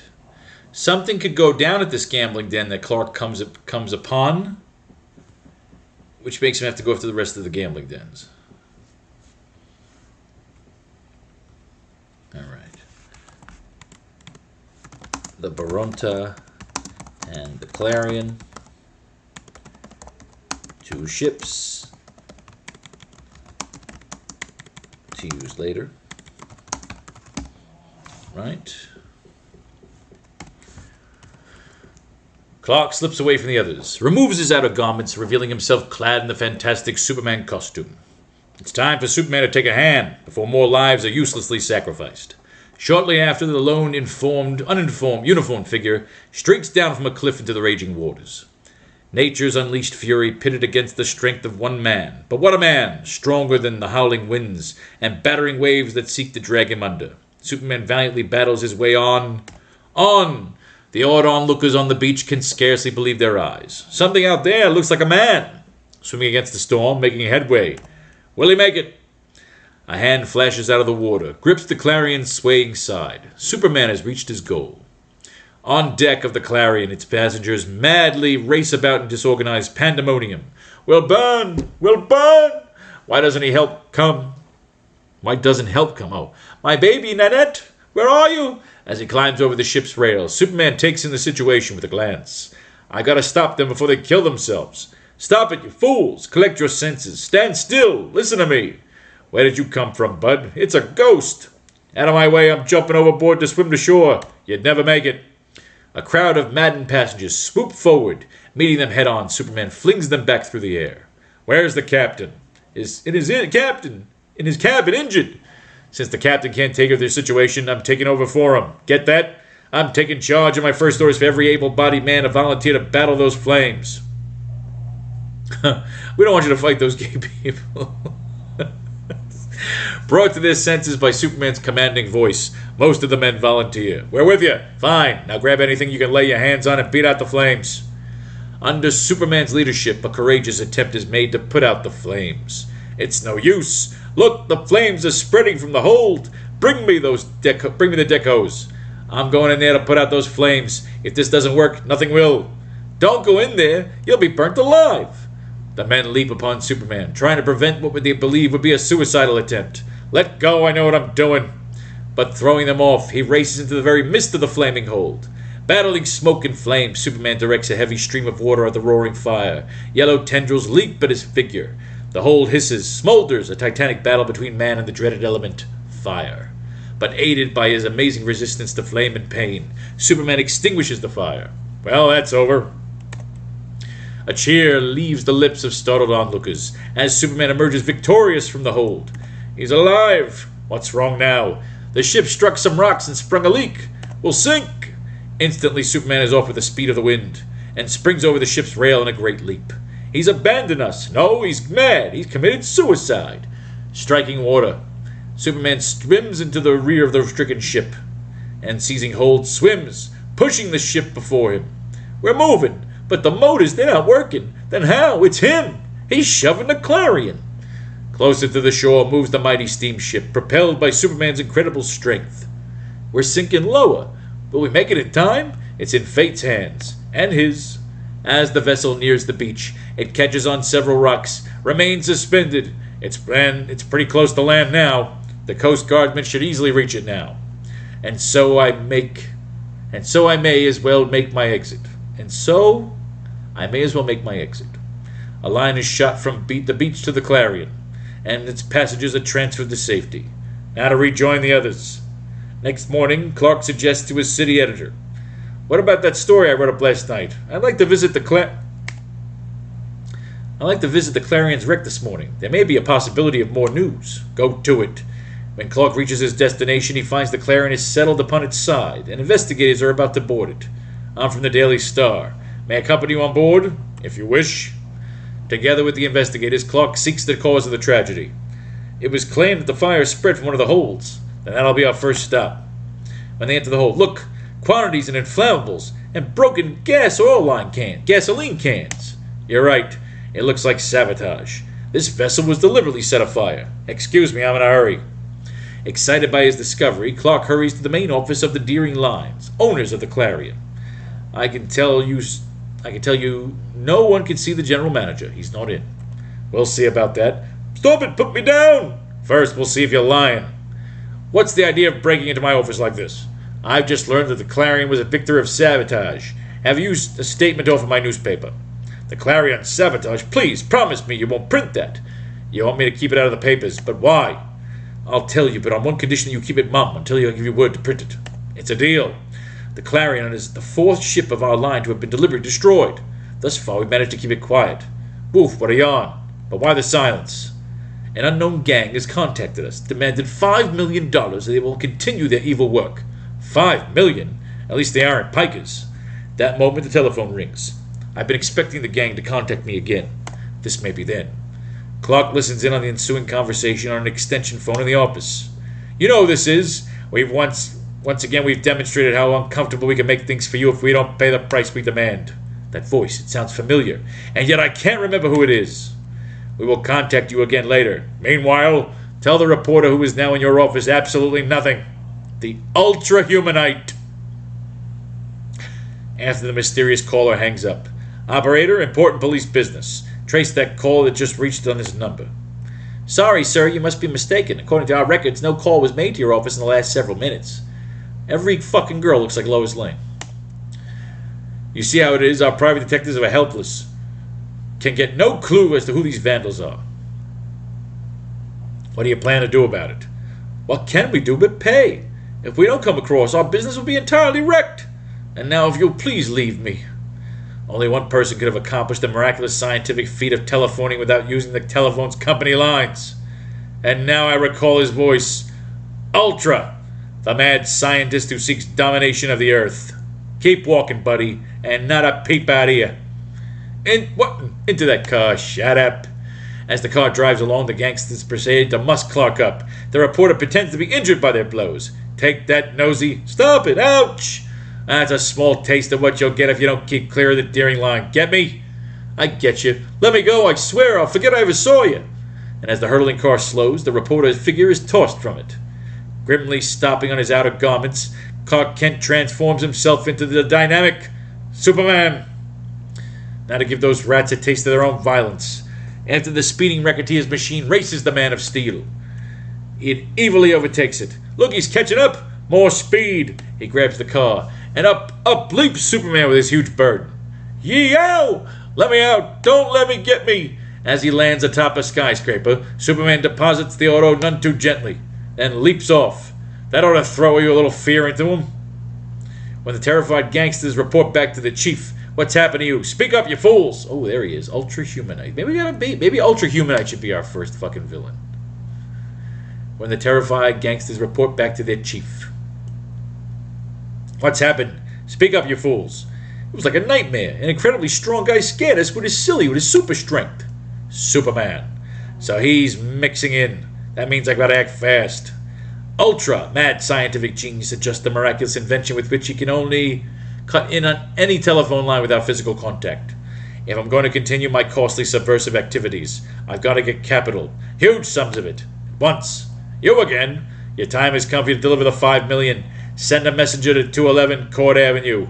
At once, or there won't be a single steamer intact on your line tomorrow. Will you comply, or must we? Yes. We'll do as you say. The sabotage's got to stop. Hanging by his fingertips outside the window. Superman's superhearing has enabled him to hear the conversation. I guess I've come just in time. Take this suitcase to 211 Court Avenue and guard it. What if it contains the protection money? Don't worry, I'll see to it that it reaches the right party. Leaping high among the clouds, Superman keeps the messenger's car in sight. He's entering the right building, and now it's going to be my time to move. I've given you the money. Why don't you let me go? So that you can live to talk? I'm not that stupid. Eliminate him. At that moment, Superman bursts through the building's walls. Don't any of you move, or I'll give you some taste of real action. It's him, the Man of Steel. Arrived precisely the moment I expected you. For a man possessing super strength, you show an amazing lack of intuition. I've been expecting you, Superman. And I'm prepared. Then try to stop me from appropriating that money. Another step and I'll discharge this acid gun at you. I fancy this powerful solvent could even have an effect upon your super tough skin. Abruptly, the Man of Steel lunges directly towards the crippled scientist figures and crashes against an invisible barrier. What? What I have just encountered is a panel of transparent, unbreakable metal, a creation of my own. What now, Superman? Bracing himself for the coming shock, Superman hurls himself against the invisible barrier with all his might and succeeds in shattering it. As Superman's hands reach out, they pass through Ultra's figure. The scientist's body wavers, disappears. What? Then it wasn't Ultra who was here. Just a projected image of him. He fucking Luke Skywalker Kylo Ren'd him. Whipping out a weapon, the messenger covers the huddled gangsters. Keep your hands raised, all of you. You're under arrest. That's right. See that they are turned over to the authorities. Later, as Clark Kent writes his story. So Ultra escaped me. But at least I succeeded in breaking up his terrorist gang and recovering that protection money. Next time, Ultra may not be so fortunate. The comic book of tomorrow is here today. You could read a thrilling episode of Superman in New York's World's Fair Comics, the one and only officially licensed comic book of the New York World's Fair. Look at that shit. Alright, we're going to do one more issue of Action, and then we're going to close out the class with that one issue of New York's World's Fair. Fuck it, they advertised it twice. Now, what do we get here?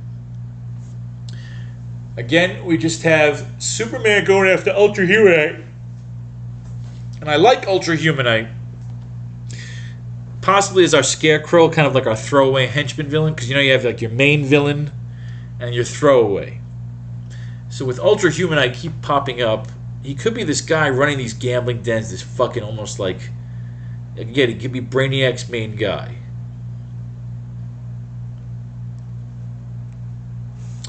Ultra Humanite.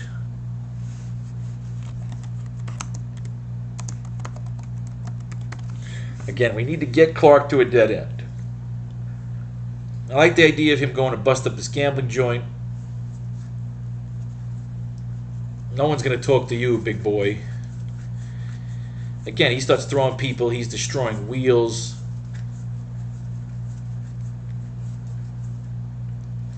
He gets up. He looks inside. He could be Robin Hooding. Like I said, he's busting up the gambling joints.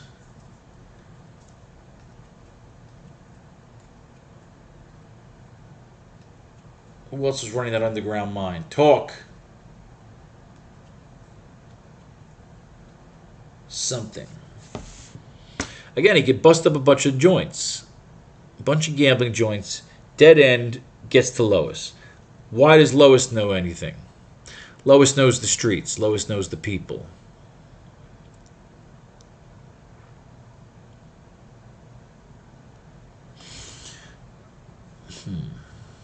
Let's do one more issue of Action Comics. So we'll end that one here. And we'll check out that World's Fair. Leaping over skyscrapers, running faster than an express train, springing great distances and heights, lifting and smashing tremendous weights, possessing an impenetrable skin. These are the amazing attributes which Superman, savior of the helpless and oppressed, avails himself of as he battles the forces of evil and injustice. Maybe we should stop at 18 here and just look at that World's Fair. No, let's do one more. We're here. Fuck it. As Senator Hastings finishes a speech in his campaign for re-election. Great speech, Senator. Great. Thanks, boys. Thank you very much. You're in now, Senator. It's all over but the count. Later, the senator, homeward bound, wends his auto along a treacherous mountain road. Please stop. Oh, hot chick. We got hot chick. We know this is going to be a problem. The guardrail. It didn't hold. My car plunged through. I'm lucky to be alive. Good grief, you are lucky. Please allow me to drive you to town.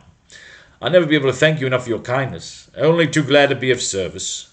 Unnoticed by the senator, the girl takes a small vial from her bag and crushes it beneath her feet. It doesn't take long for the sleep gas to work. Now for the emergency brake. Having shifted the unconscious man to the other side of the car, she steps around to the driver's side, and in another instant is driving off the night toward an unknown destination. Shortly after, the auto turns into the Wayside Inn, a notorious roadhouse. Nice work, Trixie. Quick, get him inside before we're seen. Next morning, Clark sees Lois while on his way out to check out a police flash news tip. Come on, Lois, a woman would be suicide. A woman would be suicide. Get the female slant. Good. I'll get my hat and bag. When Clark and Lois reach their destination, for just rest for a while, you'll soon be as fit as a fiddle. Thank you, Doctor. However, at the sight of the reporters, the distraught women burst into tears. Please don't put anything about this in the papers. I must have been mad. This got out, my husband would be ruined. Unnoticed by the others, Gene Powers, gossip columnist on the yellow tabloid Morning Herald, jots down notes. What a sweet item this'll make. Next morning at the Daily Star offices. Look at the early edition of the Morning Herald, Clark. Say, that's the story of that woman, the one we saw yesterday. Leave it to Gene Powers and his dirty rag to do a trick like this, just to kick up a little excitement for his column fans. He's utterly ruined that home. Later at a restaurant patronized by the press, really, Powers, it wasn't sporting at all. It wasn't, eh? Neither is this.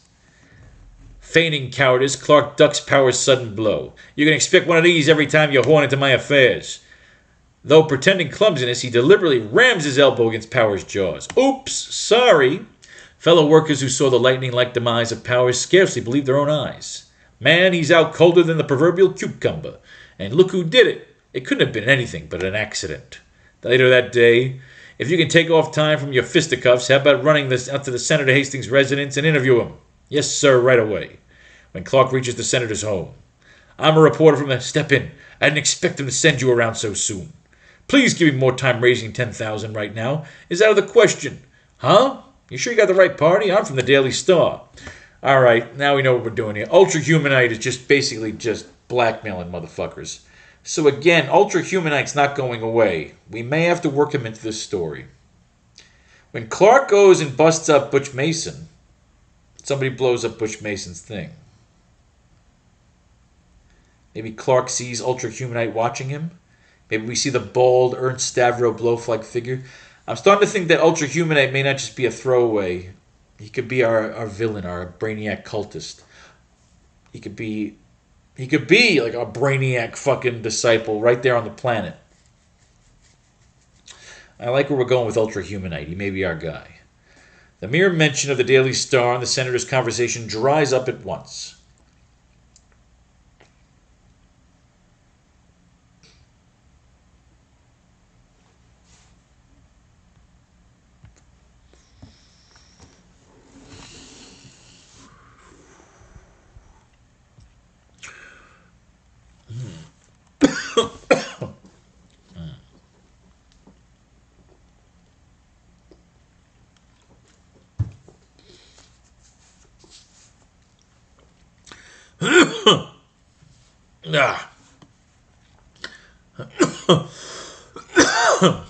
He certainly got rid of me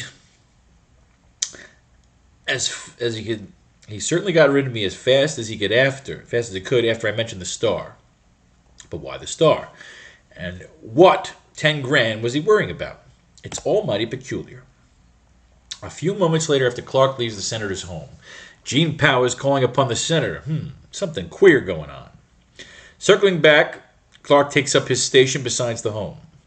Those two are up to something, and I aim to find out what it is. Before Superman's penetrating vision, the wall seems to waver and melt. Until an instant later, between his X-ray eyes, the super-sensitive ears, he is completely aware of everything occurring within the house. Gene Powers. All right, we like names. Senator Hastings.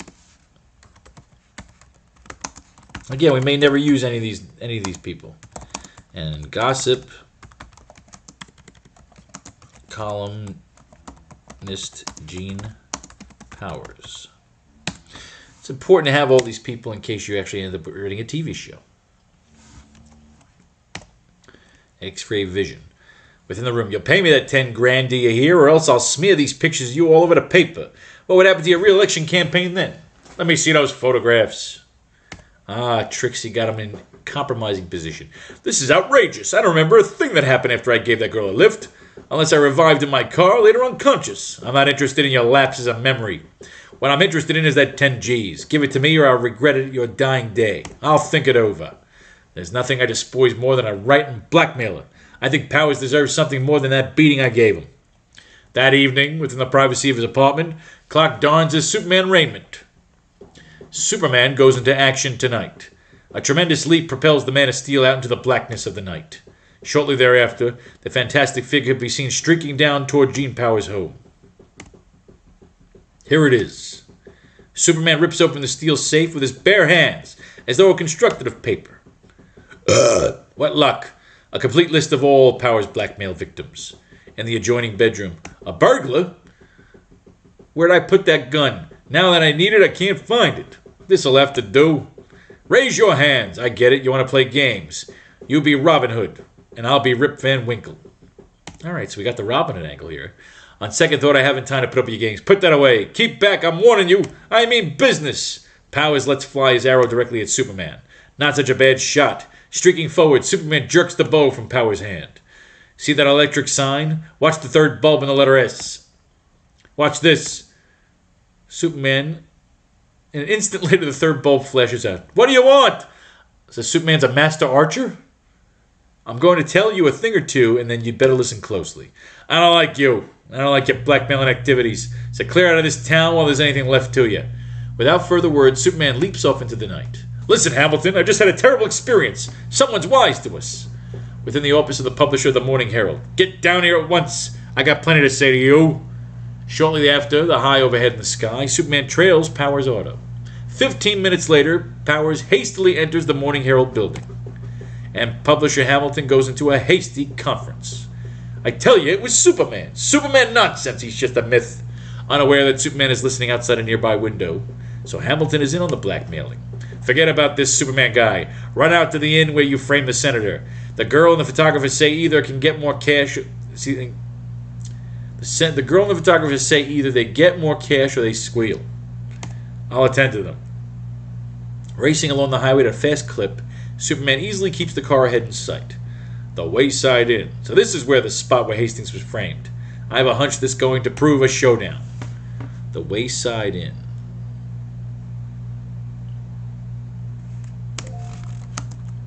The Wayside Inn. It's bothering me right now. Coming your way, yay, yay, yay. Good for your responses. Leave me alone.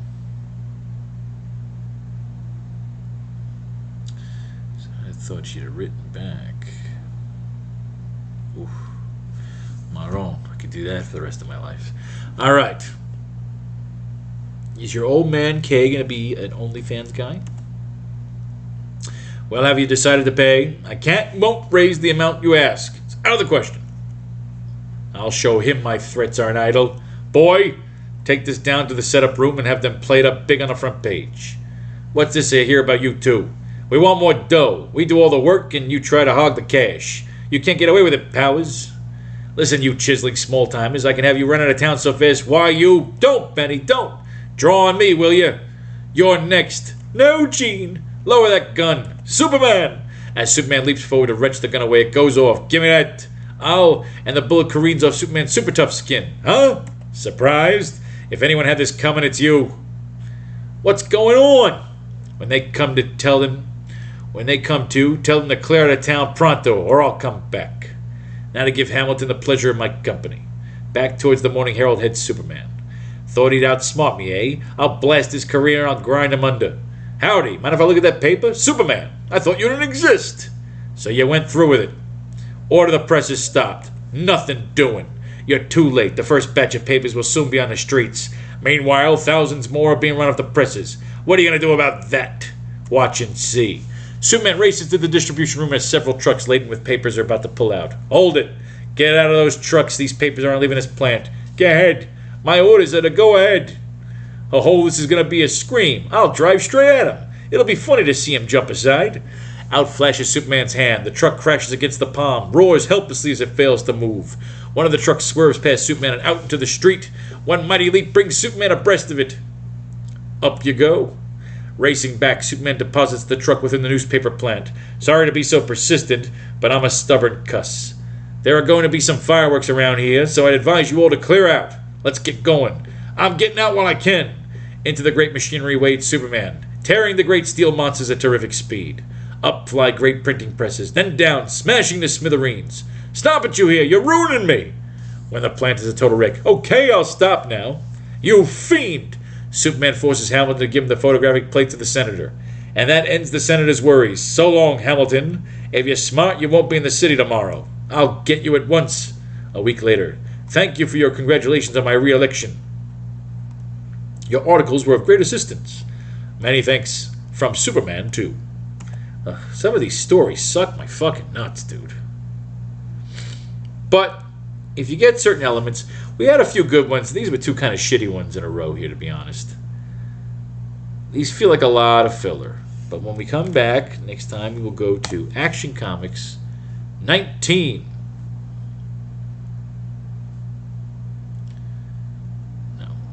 No. It's Action Comics 19 during our next class.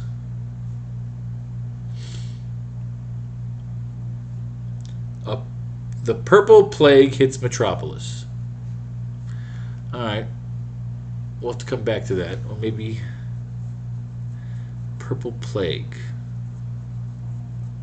Not ready for a plague yet. We'll get to that tomorrow. Remember, the poster gallery, Pharaoh's Lounge. Let's do a refresh because as I did this goddamn broadcast, and I went from 12,661 down to 12,618. Trying to get to 13,000. Let's end the night right with our second series that we're going to use for source material, the World's Fair. This is kind of cool if you really take it back to history. The idea is if you went to the World's Fair in 1940, this was the comic book they were giving out, huh? Little piece of history. Let's take out the art. Superman, dynamic foe of crime and injustice. His amazing speed and strength to defeat the sinister plans of a master jewel thief and his gang in a thrilling adventure that begins unexpectedly when Clark and Lois pay a visit to New York's World's Fair. It's good. We need something here. We need something that bridges Lois waiting in Clark's apartment. We have Clark Kent busting up a gambling ring, Butch trying to get away, his car exploding Godfather style. I need to get from there to Clark going back to his apartment where Lois is waiting for him. Clark Kent, meek Daily Planet reporter, is called into to Editor Taylor's office. Clark, I want a couple of feature stories on the New York World's Fair, and I'm giving you assignments to you and Lois Lane. That's swell. Take an early plane for New York tomorrow morning. You'll get there in time to spend the afternoon and evening at the fair. Okay, Chief. Clark, delighted at the prospect of going to the fair with Lois, rushes out to tell the news. Isn't that great, Lois? We'll cover this assignment together. Taylor wants you to give the feminine slant on the fair. I don't see why Taylor had to send Clark along. I can handle the story without his help. Anyway, this will give me a chance to show him up. Next morning, a plane leaves Metropolis bound for New York, with Clark and Lois aboard. This seems more like a holiday trip than an actual working assignment, Lois. Here we are at LaGuardia Airport Field. A cab will get us to the fair in a jiffy, Lois. A few minutes later, they arrive at the fair. Isn't this marvelous? The fair is better than ever this year. Clark and Lois enjoy every minute of their visit as they go through many of the fair's colorful buildings. There's certainly a lot of fascinating sights and exhibits for us to write about. Yes, and I read that one of the world's largest precious jewels, the famous Madras Emerald, has just arrived from India and will be presented for exhibition here at the House of Jewels tonight, 8 o'clock. You know, we always like a little treasure. Madras Emerald. That could be our precursor to the green.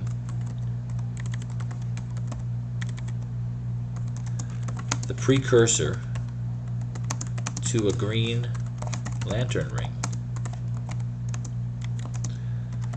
Little MacGuffey at the end of the story.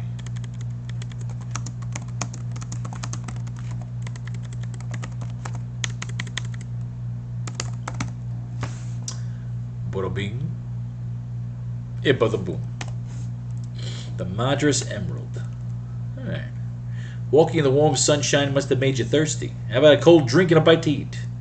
Not a bad idea. As they enter the pavilion, Clark spots a sinister figure at a nearby table. This is the first sensible suggestion you made all day. I've seen that fellow before. Don't look now, Lois, but that fellow with the mustache is Blackie Sarto, one of the slickest jewel thieves that ever snatched a precious gem. You slay me, Clark. Don't you know that the Pinkerton men at the fair check up on all criminals and won't allow them inside the grounds? Yes, but this bird is a continental crook who was known all over here 4 years ago in London. I covered a crime in which he was a suspect. He was released because of lack of evidence. His super hearing enables Clark to overhear Sarto's whispered conversation. The Madras Emerald will be taken off the ship at 6:30 today. An armored car will be waiting at Pier 56. But the Emerald will never reach the House of Jewels. My men will intercept him before the armored car leaves the pier. I have a hunch that Sarto may go after the Madras Emerald. I should notify the detectives that he's here. Let's trail him. We might as well get the story. He's a bad actor. It'd be very dangerous to follow him. Cautious Clark. Well, I wouldn't be afraid to trail him if I could get a real scoop that way. Having secretly removed her valuables from her purse, Lois deliberately leaves the empty bag on the table. Oh, Clark, I forgot my purse. I must have left him in the restaurant. As they follow Sarto out of the pavilion, Lois makes use of the roost to send Clark away. Wait here, Lois. I'll run back and get it for you. Now that I've gotten rid of Clark, I'll follow this Sarto. If he really is plotting to grab the emerald, I'll have a terrific scoop. Threading her way through the milling throngs of fair visitors, Lois trails Sarto to the exit gates. He's leaving the fair, and I'll keep after him until he finds his hideout. What's your game, sister? You've been trailing me all afternoon. After leaving the fair, Sarto walks to a lonely section and wheels suddenly and clutches his pursuer.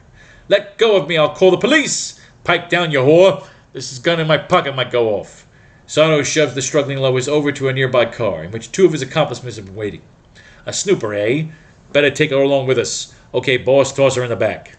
Right, and I don't like the people who are trying to spy on me. Think she's from the cops, boss? Maybe we can take any chances. Clark speeds through the city with Lois held captive inside. Don't try yelling for help or you'll be sorry. So you know who I am, eh? You'll never get away with this, Sarto. You better let me go. Meanwhile, back at the fair, Clark returns with the purse only to find Lois gone. Lois, she's nowhere in sight. I must have suspected this. She must have followed Sarto. That's risky business. He's a desperate criminal, stop at nothing if she gets in his way. Leaving the fair, Clark enters a deserted alley and then starts to remove his clothing, before he jerks off all over a hooker. I haven't any time to lose. Lois may be in serious danger. And stands revealed as the one and only Superman. Sarto and his gang should be heading for Pier 56 this time. The Man of Steel zooms up over the great city. Up, up! While Sarto and his thugs bang the captive Lois to their riverfront hideaway. We'll leave the girl here until we pull the jewel job. Then we'll decide back how to get here, and she knows too much. You fiends! Lois is left bound and gagged to wait an unknown fate at the hands of merciless criminals. And now to head for the 56 and the Madras Emerald. At the closely guarded pier, an armored car waits to take the famous precious stone to the fair's House of Jewels. Here we are. In 5 minutes, the emerald will be taken off the boat. At 6:30 sharp, the famous jewel in a plain leather case is brought to the armored car. That's it in the leather box. Let's go, boys. Get your masks on. Sarto thugs don gas masks and rush the armored car, throwing the deadly lethal gas bombs. As the guards writhe in agony from the dents, the jewel thieves make a dash for the precious box. Make it snappy. Get that case and we'll scram out of here. But a cloaked figure watches from the roof at the pier as Sarto's gang makes their getaway. There they are, with the emerald. This is Sarto's most daring robbery, but it'll be his last. The man of tomorrow leaps easily from the roof to the street below. To make things a little more even, I'll let them have a head start. A guy running after us? Are you nuts? We're doing 80. I know, boss, but he's catching up to us. Superman swiftly overtakes the speeding limousine. It ain't possible for a man to run that fast. The amazed thugs are panic-stricken as the Man of Steel draws alongside their car, still going at top speed. Stop your car or I'll stop it myself. What do we do, boss? My gosh, he's grabbing at the car. He's pulling the car to a standstill. We're sunk. No, we're not. Give me that machine gun. After Superman stops the car, Sarto steps out, blazing away with his gun. You want to see us, wise guy? He ain't human. The bullets bounce off his body. Well, there you are playing with those toys. Tossing the machine gun aside, Superman collars the crowding crook. Your criminal career is finished, Sarto. I'm turning you over to the police. They'll take good care of you. As Superman's back is turned, Sarto's thugs leap on him from behind as Superman scatters them with a cuff. Let go of me. Why don't you boys behave? Suddenly, Sardo, maddened by fear, draws a lethal, deadly gas bomb from his pocket and throws it. You'll never take me to jail. I'll take you all to eternity with me. The gas doesn't affect me, but I'll have to act quickly to save them. They don't deserve saving, but it's better than they pay for the law's. But it's better they pay for the law's penalty. But it's better that they pay the law's penalty for their crimes. Okay, I'm sorry. The Man of Steel piles the unconscious crooks into the car, then carries the car with him as he leaps up into the sky. The police will be glad to get these gentlemen. What? Here are your jewel thieves. I'll take the emerald to the fair myself. The Man of Steel speeds to the old house where Lois still remains a prisoner. Entering a window, he quickly frees the free captive. And then, haven't I warned you before about the habit of always getting into dangerous scrapes? Over the city flies Superman and Lois, the jewel box in his arms. This is a wonderful thrill. And now to head for the World's Fair where they present the emerald. At the fair, officials are notified of the thieves' capture. What? You say Superman is bringing the jewel to the fair? A few minutes later, the Madras emeralds are presented to the grateful officials before a cheering throng. What a magnificent stone. Here is the emerald, gentlemen. On behalf of the World's Fair, we thank you. Superman soars away into the sky. Later, Clark Kent returns to find Lois at the fair. Lois, gee, I'm glad to find you. Why did you deliberately trick me that time? Yeah, you're too much of a coward to follow Sardo. I trailed him and got a terrific story on the jewel robbery, while you were asleep at the switch. Perhaps, but I woke up in time to get an interview with Superman before he left the fair, and I've already wired this exclusive story to the Gems to recover the editor. Red, white, and blue. What the fuck is this? This is not Superman. Oh, this is just, this is the World's Fair comic book. We got anything we can really use here? Get along muddy. Nah, we're not using this shit. Nothing we could do. We need that contract. This is some stupid shit. But we're going to rip through it, just to rip through the art. Maybe we can use it. Sergeant Red Dugan of the Army Intelligence. 1 second here. Let me make sure I don't forget that guy's name. Blackie Sardo. I kind of like that name. It's kind of a badass name. Blackie Sarto. Jewel thief. What we can do here is, in his new black suit, Clark can go on a rampage throughout town, busting up gambling dens and giving the money to the poor people in his building.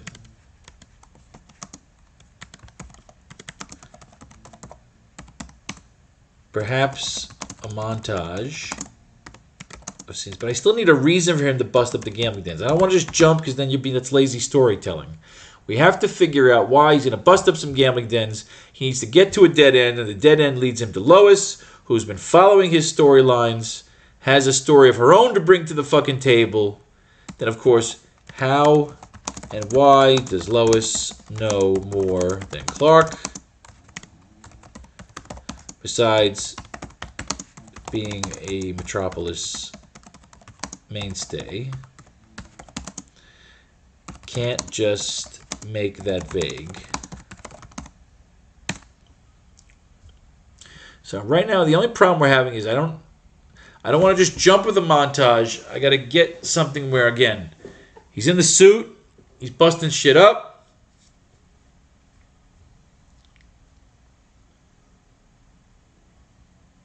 All the illegal gambling dens. And he's busting them out. Lois is following the story.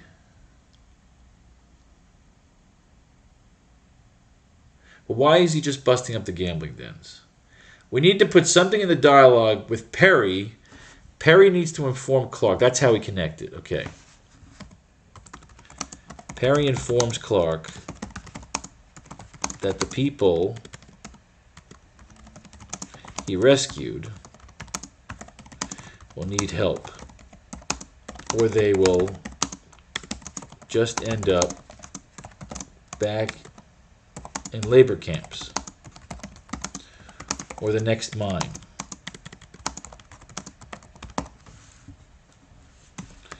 The displaced victims. Clark will be almost immature in nature. Kind of like you see Superman just fucks people up in these early issues. So he will go after the gangsters. Yeah, I like it. I like it. It's typical just Robin Hood, some typical Robin Hood shit. He's almost like a thug. He's ripping off fucking gangsters to give money to the poor. So you get a montage out of that. You get some cool Superman shit. But again, he's still mysterious. You still have your stories busting out. Like, who is this mystery man? Breaking up gambling dens. Fucking up the status quo.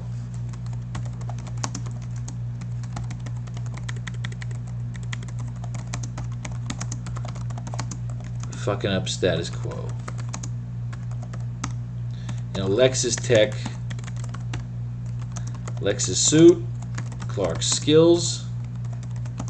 Again, we got to spread out with that. You get the montage of work from Clark.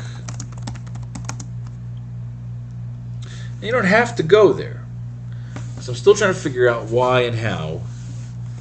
Need to connect the dead end to Lois. That's where we're stuck right now. And that's going to happen sometimes when you're writing your master script.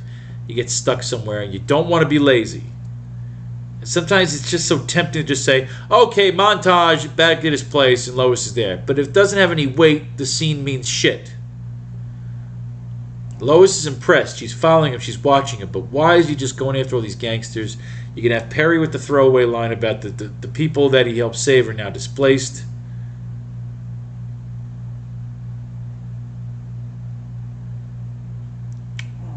Lois could be there. Oh, okay, I like this. Lois, okay. When Clark busts up the Dixie Club and Butch is killed, Clark goes back inside and Lois is there in a sexy cocktail dress with a copy of Butch's Black Book.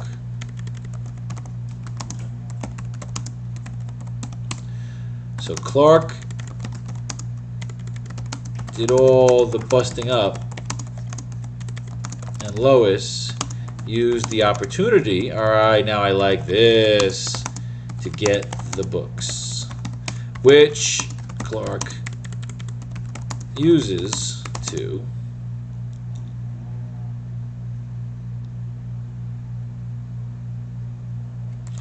bust up more gambling joints. But does she know he's Superman yet? Clark doesn't know that she got in there. I like that, because while he's outside getting blown up, she's inside. He is downstairs chasing Butch to his death. Oh, I like it. And while he is doing that and dealing with the exploding car, Lois again sneaks into his office and gets the Black Book. Publishes it in the Planet, beating Clark to the story. Oh, I like it. Okay, good. So now we got some competition. Clark will take the Black Book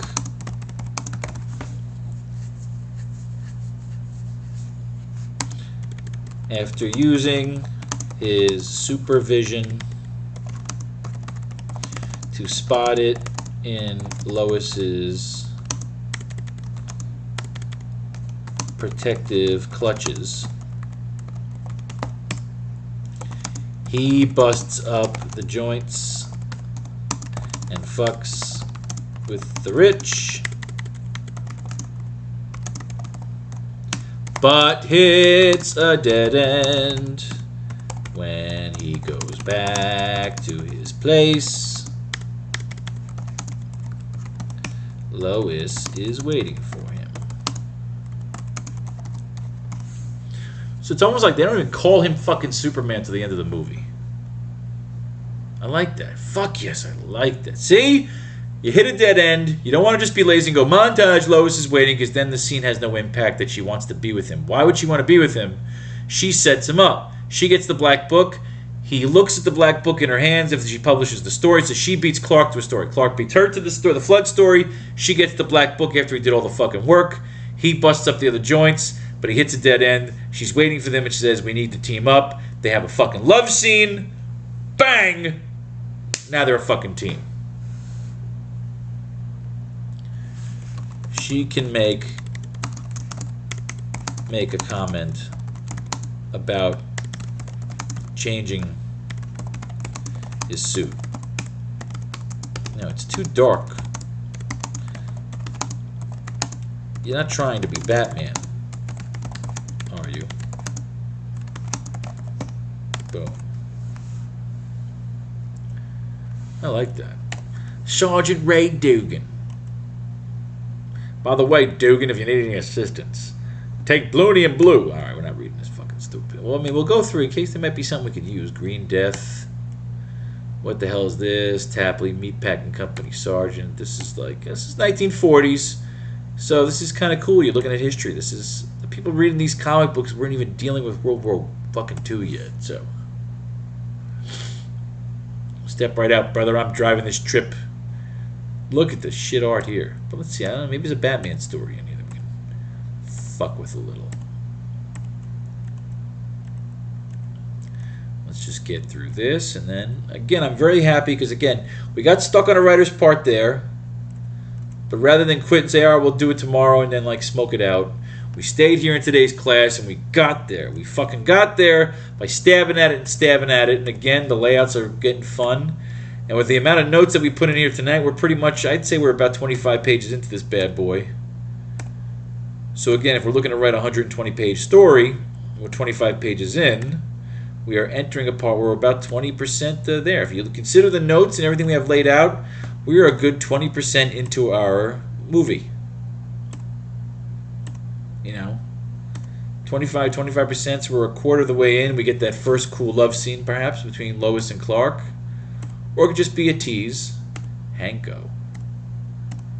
I'm trying to see if there's anything we can pull out of this obscure issue, because again, it's the last time we didn't really look at it. We're only looking for Superman stories, but occasionally if there's something we could pull out of a side story, you never know. This looks like some kind of silly, stupid shit, though, but we're just going to kind of go through it real quick. Slam Bradley. Shorty Morgan. Smorty Morgan? I like Shorty Morgan. Slam Bradley and Shorty Morgan. Again, these aren't really these characters, too, because they just kind of like the comic book to really promote the World's Fair, so... Why don't we just get... Well... We'll show enough respect to go through it old school panel by panel, because it is Siegel and Schuster. I think it's just Siegel. No fishing boats around here. No, it'd be in the region. I'll shoot a shark in the asshole. No sharks in these fucking waters. What are you, fucking crazy? Let's get through this, and then we'll end today's class. See, but it was a very important class today because we got to a writer's block there point where we said we want to get Lois and Clark together. They don't necessarily have to sleep together in that first scene, but if we're going very James Bond with this and we want to do a different kind of Clark Kent Superman story, I feel they should fuck. And again, we're not woke. I'm a James Bond fucking fan, and I want as much James Bond shit infused into this. So... this will make a fine fire when you're around and people think of an accident. Goodbye, Slam Bradley. You're a fruit. I did it, Shorty Morgan. Slam fucking Bradley.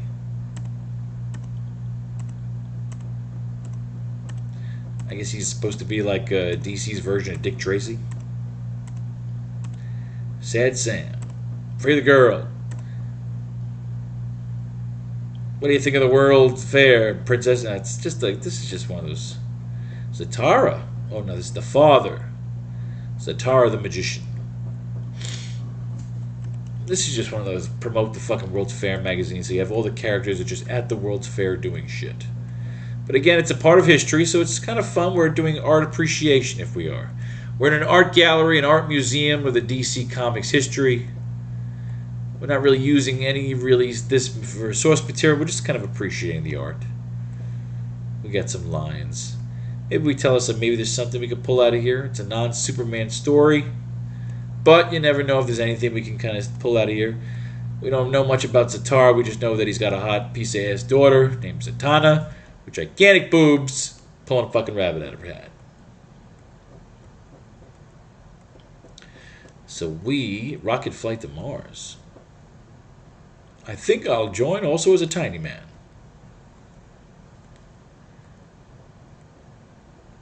Martians? See, I'm not doing anything with magic, at least not in this particular story. You can introduce magic maybe in a sequel, but our goal here is to go with the cult angle, fair. This is basically just a World's Fair promoting magazine. There's nothing wrong with that. Silly stuff. Our man! They say Our Man, what, he takes that thing or something like that and he could be like fucking super strong for an hour. Why don't you just use it to just bang out fucking porno movies? To me, that's what Our Man should be doing. So long, chump. Kiss my black ass, Our Man.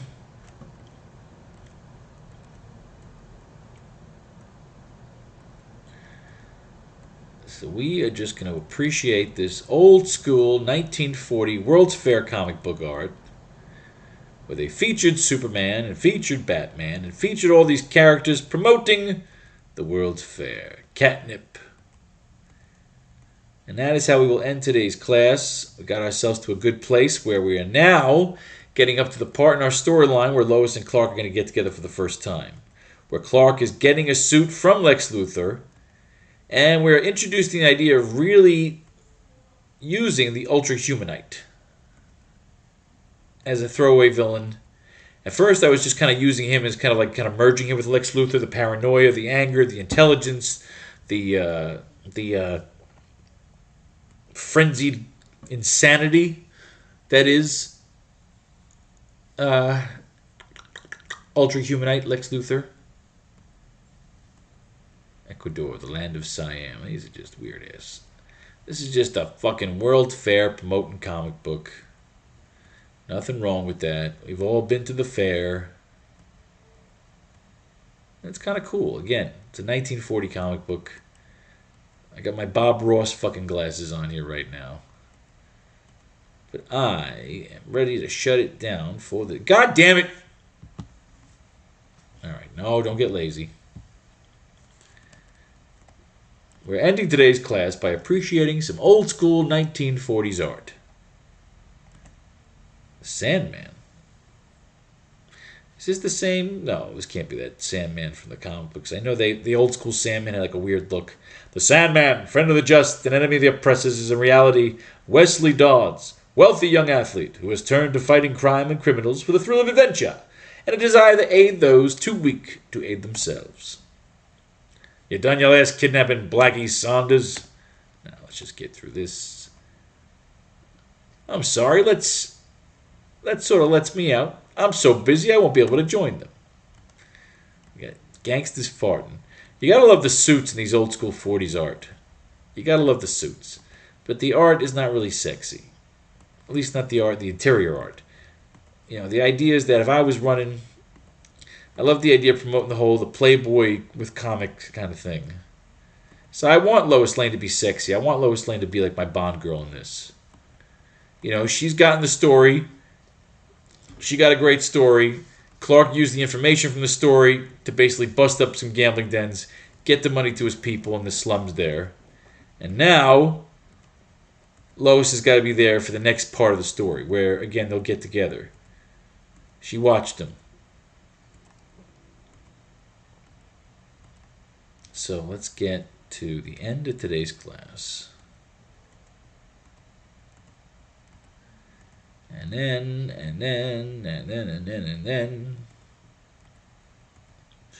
I don't mind, but it's just like when they make a comic book that's just basically promoting something. And it's not really a fucking comic book. Again, this is like some 96-page fucking thing they were giving out, I guess, to as an add-on for the fair. So it's nice. We're walking through history, but I feel like we did good today. We did good with what we wanted. We wanted to get some meat. So now we got some fucking meat in the story. And the best part is, now I finally get that connection. We get Lois and Clark getting together. We show a little bit of competition. So Clark gets the flood story, scoops her. While he beats up everybody at Blackie's place and Blackie gets blown up, Lois scoops Clark by getting the fucking list. And the idea is, they can even say in this corrupt thing, the police, once you learn everything, the commissioner's corrupt, the cops are corrupt, and Perry can even say, look, everything that we put out in this story, hey, Batman and Robin. Wow, I heard it was big, but I didn't think it was this big. Big is mild word, it's stupendous. That's fucking cool. Wealthy lust for power. These are the roots of evil that tend to plant themselves in man's heart and mind. Crime, havoc, and destruction, these are the fruits once again. It remains for Batman, the boy, Robin, the boy wonder, to pit their amazing skill against the one who would become the king of crime, king of evil. This a man who turns steel into dust. Among those walking the vast grounds of the World's Fair are Bruce Wayne and young Dick Grayson, who are in reality Batman and Robin, the boy wonder.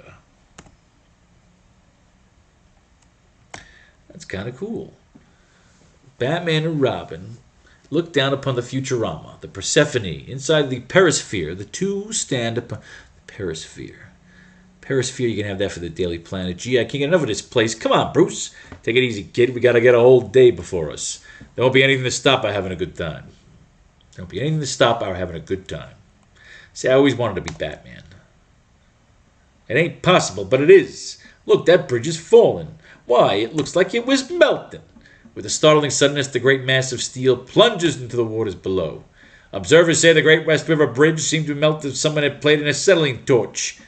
The catastrophe is... Bruce, listen. When the newscast is finished, well, what do you think of that? I think we got to get out of here and get to work. But we just got here. Sorry, but steel bridges don't melt every day in the week. This calls for investigation. You scout over the bridge, and I'll visit my good friend Police Commissioner Gordon as Bruce Wayne, wastrel playboy. Bruce Wayne, finally roused yourself enough to pay me a visit, eh? Hello, Gordon. You mean to say the bridge actually melted away? Absolutely, just seemed to crumble into dust. The doors burst open. My name is Travers of Travers Engineers. Just read this letter I received. Who? The destruction of the bridge is a warning and proof that I can do. Either pay me $300,000 or your new bridge under construction will meet the same fate. Terrorist, huh? We have a new bridge under construction. If it's destroyed, we'll lose hundreds of thousands of dollars. What should I do? Ignore it. Probably a crackpot trying to cash in on some easy money. Nobody can destroy a bridge. The steel is probably faulty, that's all. I wonder, Gordon, whether you're wondering if the bridge was really destroyed by that writer of that letter. Meanwhile, what of young Dick Grayson, who was inspecting the site of the catastrophe? Well, now I can see if I can dig up anything important. Dick Grayson was the best fucking Robin ever. Suddenly, Dick sees on the fringe of the crowd. Stop! Don't let her get away! Try to get us to slip, will you? Let me go! Let me go! We ought to slap us silly. The man raises a hand to strike the girl. A tornado slams into him. Oh yeah, man. Dick Grayson whipping some ass. Dick Grayson kicking some fucking ass. Kicking dudes in the shins. Punching motherfuckers. Dick Grayson is the shit. Where Dick's, you brat? Where Dick's, you brat? You let that little crook get away. Oh, so he beat up a bunch of detectives. Detective? Gee, sorry, I didn't know. And that's the whole story. You think there's any connection with that in the wrecked bridge? Only time can tell. Meanwhile, we're not just going to sit here and wait for something to happen. I'm ruined. The bridge. Fucking up bridges. Ooh, 500 grand. That's a lot of money. We're going to take a look at that Flavin Bridge tonight. Moments later, the moon looks down on a weird but now familiar sight. Batman and Robin, the boy wonder. Sweep into action once more. Why is he wearing the blue here? Blue Batman. Let's play some baseball. I'll pitch. Strike 3 and you're out. Good thing I learned the tightrope when walking in the circuits. See? Circus. At that very moment, Robin is about... See, the only thing we get out of here is that we can make a Flying Dick Grayson's reference when Superman's in the circus. When Clark does some time working for that circus. You get that thing set up there, Joey. So we got the guys here melting the bridge.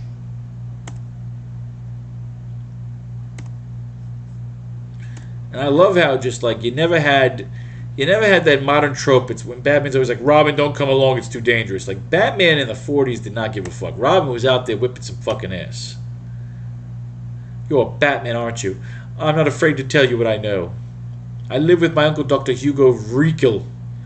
One day he called me to his laboratory. He seemed excited. And I've done it at last. I found a way to displace the atoms of steel. Displacing steel. Block steel, see what happens. I don't know. I'm just not a fan of these World Fair comic book. I think this is really just about appreciating art. It's a really annoying one-off story. Prisoners are loose. Mine's falling to fucking pieces. Look, a bat! A bat!